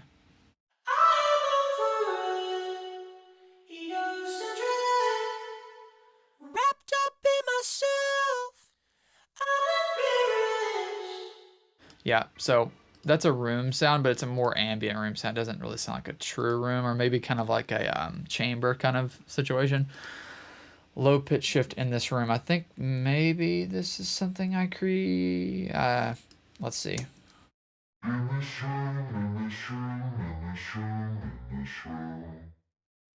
Okay, I don't remember. I don't think I created this because it doesn't have a pitch shifter on it. It just looks like something I would have, but um, it looks like I just put it on two separate tracks so I could do the pan thing, which obviously I could automate it, but I guess, I don't know, maybe I just thought this would be quicker in the moment to make it go left to right on two different tracks that are panned hard. Um, that's just a part in verse 2. And then one of the last supplemental vocals is this formant one. Happens to all of us, I think. I hope you see an old picture of yourself and you say, I have zero recollection of what it is. So it's like a little altar boy kind of vocal layer for that bridge talk section, and then I did some basic de-essing, EQ, devil lock, and then the main thing I did that's heavy-handed is this phaser, the Logic phaser, kind of creating like a woozy kind of feeling. Robot vocal of who it is happens to all of us. I think, I hope you see an old picture of yourself and you say. So yeah, it's just kind of more formant shifting. I didn't really do much of that. Let's move down to these extra layers. A lot of throws and different stuff like that going on.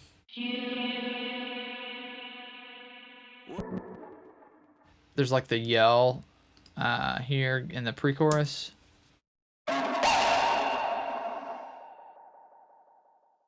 So there's a lot of distortion on that main one with the capitator on the punish mode, and then I do remember I think I created this low one. Yeah, I used Little Altar Boy and distorted it, so it's like a, well, you heard it. It's like do ba, you know, it's kind of got this like ba dun ba. It's like a 3-part kind of,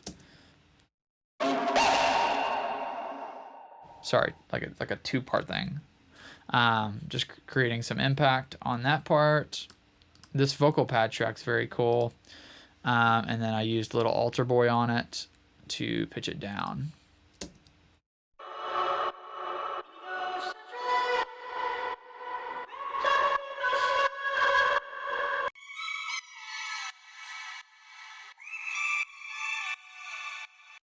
So yeah, it was sent to me with that kind of like super high chipmunky sounding thing, and I guess I just made the decision to pitch it down and then leave like some of that in there, so it's like a 75% mix.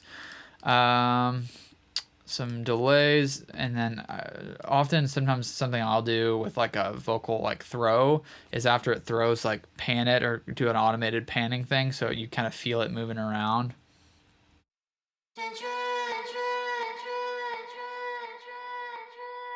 I think that kind of stuff just makes a listening experience a little more immersive. Okay, there's a lot of yelly stuff going on. Like I think all these are like yells at the top of the choruses that all add to the huge like impact of the downbeat.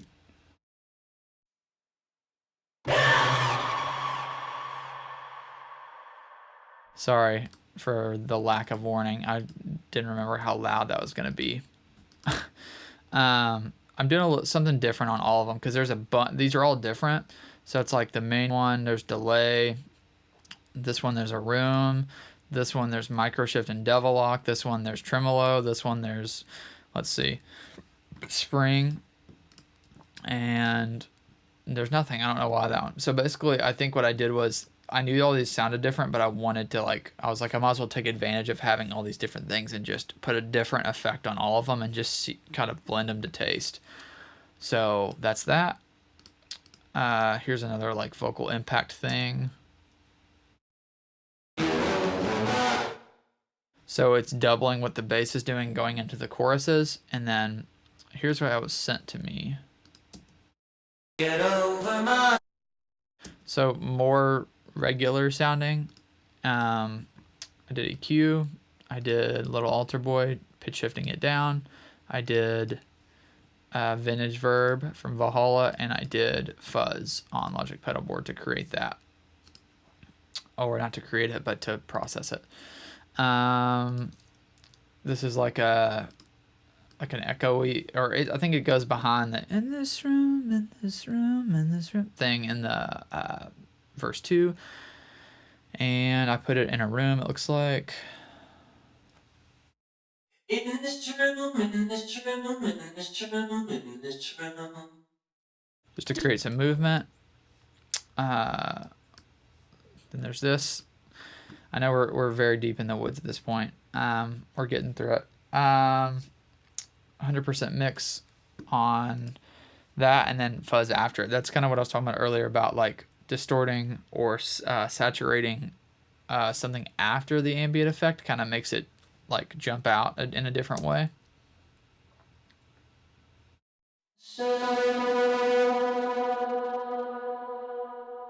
So check this out without that stuff on it.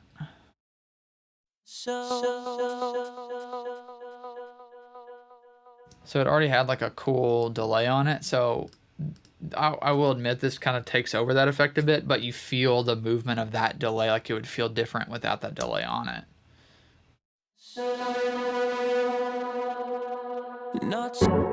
It just gives it that extra length that it wouldn't have without the delay. And then these are all tracks of that like yelled slash talked. I don't know if that's a word. Yelled, spoken kind of piece in the bridge. So there's a lot of like you can see this is a crazy EQ move here on this one. Happens to all of us, I think. I hope you see an old picture of yourself and you say, I have zero recollection of what. So I kind of made it sound like an old like intercom or something. There's the same thing on that one. There's a tremolo one. This is similar to the yells where it's like they got a bunch of different layers of it just to make it feel bigger, kind of all doing the same thing. There's like a spring reverb one, a couple distorted ones, but they're all kind of EQ'd to make it where it's like only mid-range basically. And then there's the two yellier ones down here. Happens to all of us, I think. I hope you see an old picture of yourself and you say, I have zero recollection of what it is. But it's super cool because each take he kind of did it slightly differently, but they all add up to just like one thing. So let's play these together. Happens to all of us, I think. I hope you see an old picture of yourself and you say, I have zero recollection of what it is. There's delay oscillations and all kinds of stuff. And then similar to the drums, there's a live vocal pulled into this section.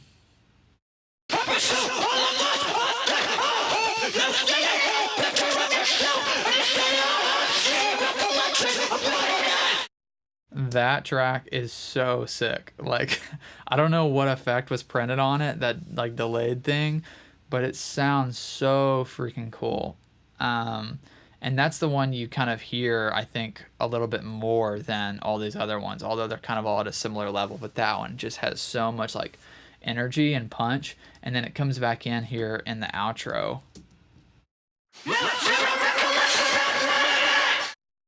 So freaking cool. I can probably play some of that stuff without the lead vocal. I think I can get away with that, hopefully. Let's play... probably not in the bridge, but I'll just play it at that the outro maybe. I don't know.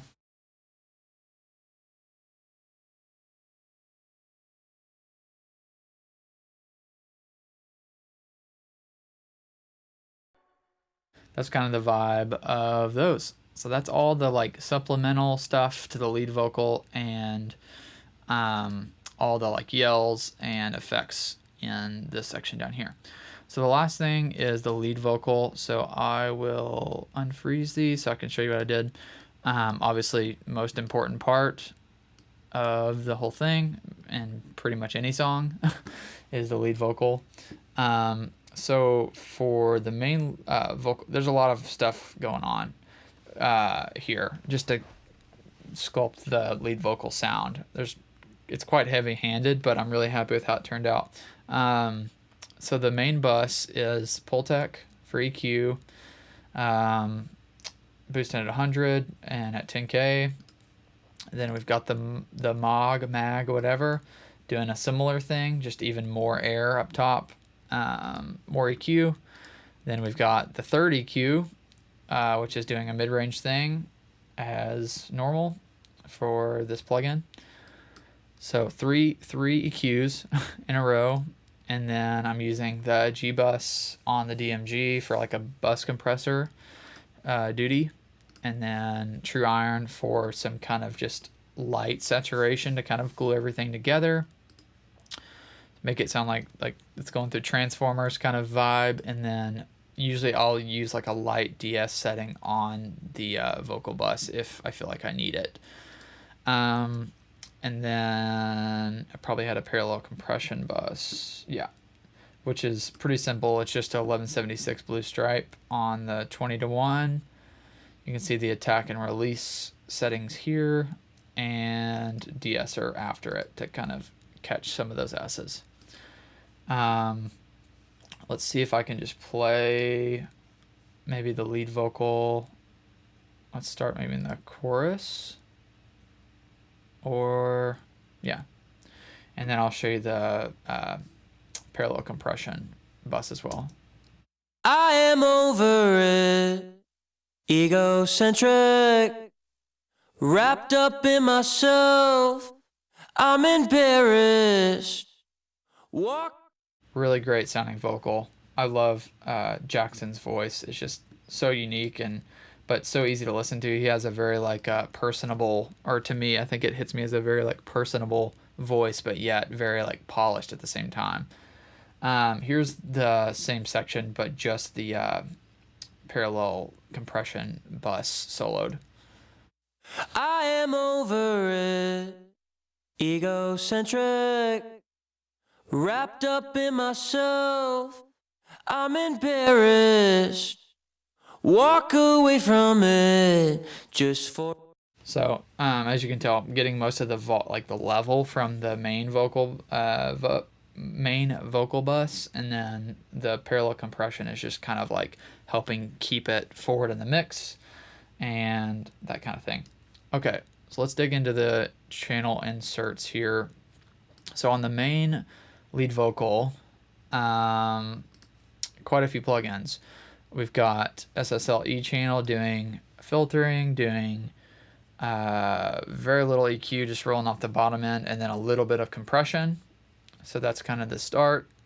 And then another EQ, the Pultec, doing kind of a similar thing that I'm doing on the bus, except I'm boosting a little bit at 5 instead of 10, but I am boosting up again at 100. So I think I was trying to get a little more like proximity feel to the vocal, making it feel more in your face by boosting that. And luckily, I don't feel like I can usually get away with boosting that much 100, but I was able to with this vocal. A couple compressors. I've got the blue stripe with these settings, and then a Fairchild with those settings. So kind of a fast thing, and then a slower kind of more vibey thing, I guess, if you're gonna categorize those two compressors. And then into saturation from Saturn.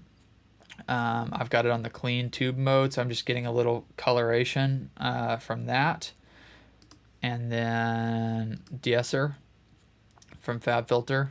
So I'm de-essing just a little bit along the way, a little bit on the insert, and then some on the bus. A little mouth click or declick from Isotope. And then, so this is something that's, I don't want to say it's odd for me because I've done it before, but I'm kind of surprised I did it on this song. But I actually just put the effect that I wanted on the insert. I didn't like send it to an aux channel. I think partly because there was already a lot of that kind of stuff going on in the supplemental track, so I didn't feel like I needed to like set up like a, my like reverb bus, and then a delay bus that's a quarter note, and then a bus that's like a dotted A through, like the way I think most like traditional mixers do it. I think I was just able to get what I needed by just simply inserting the effect on the channel. So I'm just saying it's probably not typical, and I've done it a decent amount of times, but sometimes you can't, I don't know. A lot of times I want like just the dry lead vocal and then a separate aux for like the effect, but in this case I really like the way it sounded. So I'm using the precision delay that I've mentioned several times because I knew I wanted the vocal to feel dry-ish just to the average ear, but it to obviously not be 100% dry. I wanted it to have an effect, but it to be very like glued into the track where it's not so obvious of like a big reverb that's bright or like a delay that's got a bright repeat or something or a slap. Like I wanted it to be kind of a more subtle, more of an effect that kind of creates a little width than it does like a normal obvious like delay or reverb. So long-winded way to say I really like what the precision delay is doing. So let me play the lead vocal in that. Let's just do it in a different section here. Let's do it in the verse. And I'll turn that precision delay on and off. And also, I'll just turn all this stuff on and off. It's probably going to be a pretty decent level change because there's a lot going on, but just to show you all the work that this stuff is doing. Let's just start with it off. I'll turn on everything. I'll leave the bus stuff on. I'll turn off, or reset. I've been doing a lot of talking. I'll leave the bus stuff on. I'll keep the inserts off. I'll turn all the inserts on, but the precision delay, and then turn that on. Hopefully that all made sense. Stranger personalities, brothers and me, breaking my heart to see things that are so similar. Before I show you that delay, I just want to speak a little more to what I was talking about with the reason I boosted all that 100 like on the insert and on the bus is like, let me show you without the stuff that's boosting 100 and then show you the same section with it just so you can hear like what I'm talking about. It kind of brings the vocal forward and makes it feel like he was a little closer to the mic. So here's without. Waking up other things. Don't know why I'm scared. All you do is care. Wonder what it is I'm dealing with. Okay. And then with that stuff. Waking up other things. Don't know why I'm scared. All you do is care. Wonder what it is I'm dealing with. So obviously the compression, all that stuff is helping push it forward, but I think a big part of that is just the EQ and making it just feel a little more in your face. Let me play that same section now with the precision delay on. Waking up other things. Don't know why I'm scared. All you do is care. Wonder what it is I'm dealing with. So yeah, it's pretty noticeable alone, but in the mix, it doesn't sound like this like very obvious vocal effect. And I also like that it's just kind of adding the effect on the sides, but the middle still feels pretty dry. So love that plugin for that. Then we've got a distorted double, which I believe I created. Yeah, I just duplicated the lead vocal and then did a similar chain, except I added the capitator to do like a distortion thing. So it sounds like this. Waking up other things. Don't know why I'm scared. All you do is care. Wonder what it is I'm dealing with. So that just kind of sits under the lead vocal in the center and just adds a sense of like harmonic coloration. So let me play a little bit of that and then add this in. Waking up other things. Don't know why I'm scared. All you do is care. Wonder what it is I'm dealing with. Decently subtle, but once again, just it's all contributing to just bringing the vocal a bit more forward and giving it a good bit of vibe in the color category. This is, I think, specifically here because the band, after a couple mixes, wanted that vocal line in this room, in this room, in this room, in this room, that thing to have like a room effect. Like the idea was like kind of go on the nose with the effect in relation to the lyric and just make his vocal sound like it's more roomy just for that section. And so I think I was so deep in the mix, I didn't want to set up like a new aux and mess with a bunch of stuff. So I just decided to duplicate the track and throw the effect on this track that I wanted. So what I did was Valhalla Room at 100%. And then I used the UAD Studer to like distort it quite a bit. So it just kind of sounds like a room that's like compressed really heavily. And then I just clip gained down the lead vocal so that it doesn't boost the overall volume so much, but you get a nice balance. I'm basically creating like an aux, but I just in a track form rather than like sending the lead vocal to an aux just for that spot. I just decided to have my own track for that. So it's a little, I don't know, for me, I thought it was a little more tweakable that way. So let me play like this first phrase of I can't talk.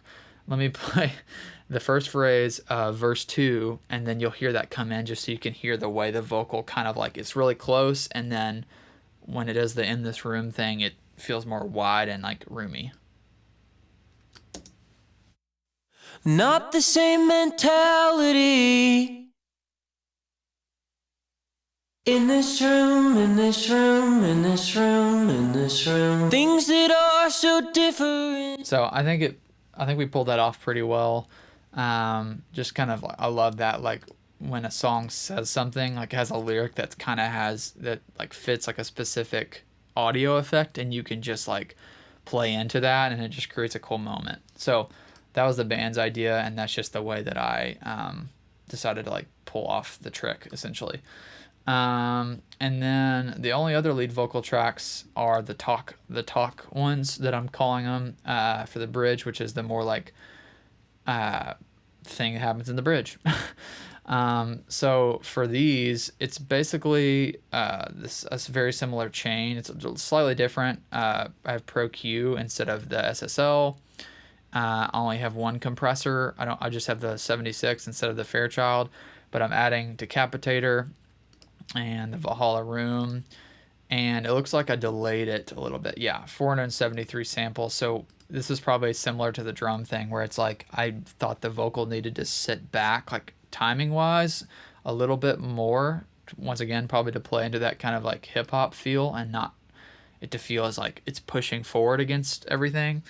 So let me play this vocal without the stuff, and then I'll put it on. Happens to all of us, I think. I hope you see an old picture of yourself and you say, I have zero recollection of what it is. So yeah, when all the processing kicked on, you can tell it got more more saturated, but also kind of more focused, like a little, not really lo-fi, but just kind of more mid-rangey sounding. And it looks like I automated this room. I think, I hope you see an old picture of yourself and you say, I have zero recollection of what it is. Zero recollection of who it is. Okay, I was trying to remember what I did. So I wanted that tiny, tiny, tiny, tiny bit of room kind of sound. Like it almost kind of, to me, I wanted it to sound like he was like talking into a mic on a PA, but in like a really small room. Like imagine a band just like practicing in a tiny little like locker, and he was just like on a mic on a PA. But then when you get to that very last piece right before that chorus kicks back in, I wanted it to sound just like claustrophobic, like there's just no air. Like, so I just automated that vocal room thing to turn off.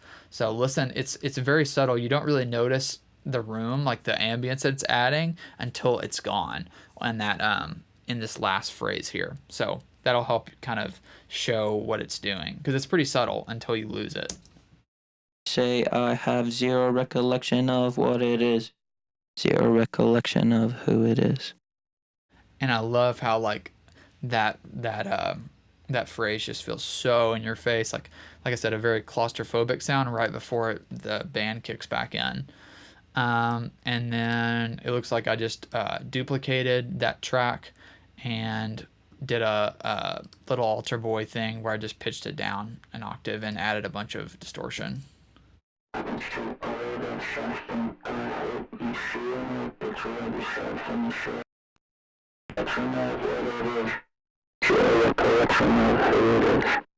So another small automation move I did was that distorted version is kind of slightly off to the right throughout the whole thing until that last phrase, and it turns off the room sound as well and comes center. So it really like you kind of get it offset, and then it's like right in your face. So listen to these two together. I have zero recollection of what it is. Zero recollection of who it is. So yeah, really cool. And the very last thing I'll talk about, if you're still here, thank you, and hopefully this is enjoyable. I know it's been long, but I just think this song is so cool and all the pieces that fit together to make it what it is. So hopefully you've enjoyed it or taken something from it. the last thing I did was I wanted to create in the outro. There's no vocal, which obviously is a move, but I was thinking like there could be some kind of vocal presence, but yet it not be like a sung part or anything. Um, or maybe okay, I may be telling that wrong. I think maybe this. I don't remember. Let me hold on. Let me listen to this. All of us, I think I hope. I honestly can't remember. I want to say this wasn't here, and I took the bridge vocal and put it here, and then messed with it to create like this glitch thing.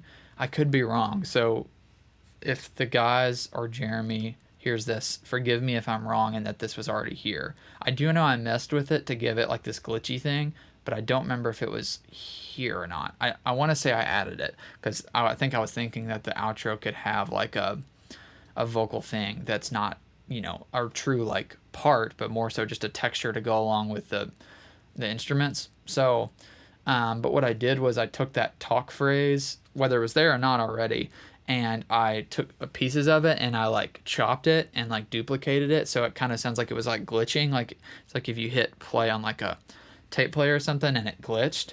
So there's like two spots where it does that, and then I did this reverse thing at the end. Happens to all of us, I think I hope. You see an old picture of yourself and you say, I have zero recollection of what it is. And I think, yeah, I remember I purposely didn't crossfade these, so you hear that little pop click, like, so it just makes it more obvious that it's like a chopped kind of thing.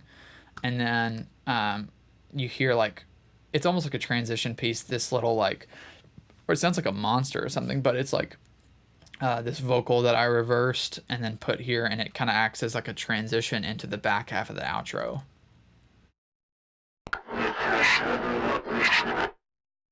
Which it's very obvious that it's just like reversed, like a reversed vocal when you solo it, but when you listen to it with everything else, it just kind of sounds like this crazy, like, I don't know, just this cool effect that goes with the drums or something.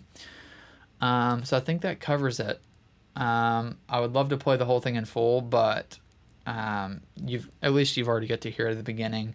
But yeah, I was able to at least like play, you know, some sections together, like drums, bass, and guitar, etc. So I think that's all the tracks for this. Like I said, if you've hung in this whole time, I hope you enjoyed it. The song is just killer, regardless of anything I did or whatever. Like it's just such a cool song in terms of production, in terms of the message behind the song. They also did a video for it that they put out recently, like a music video that's so cool. Just every piece of the puzzle in this project is like very intentional and unique. So I'm so happy to be a part of it. And yeah, if you've got any questions, as always, I say you can reach out and ask. I tried to cover as much as I could and keep it as brief as I kind of could, but I knew it was going to be long. So anyways, I'll stop talking now. Hope you enjoyed it, and I'll see you next time.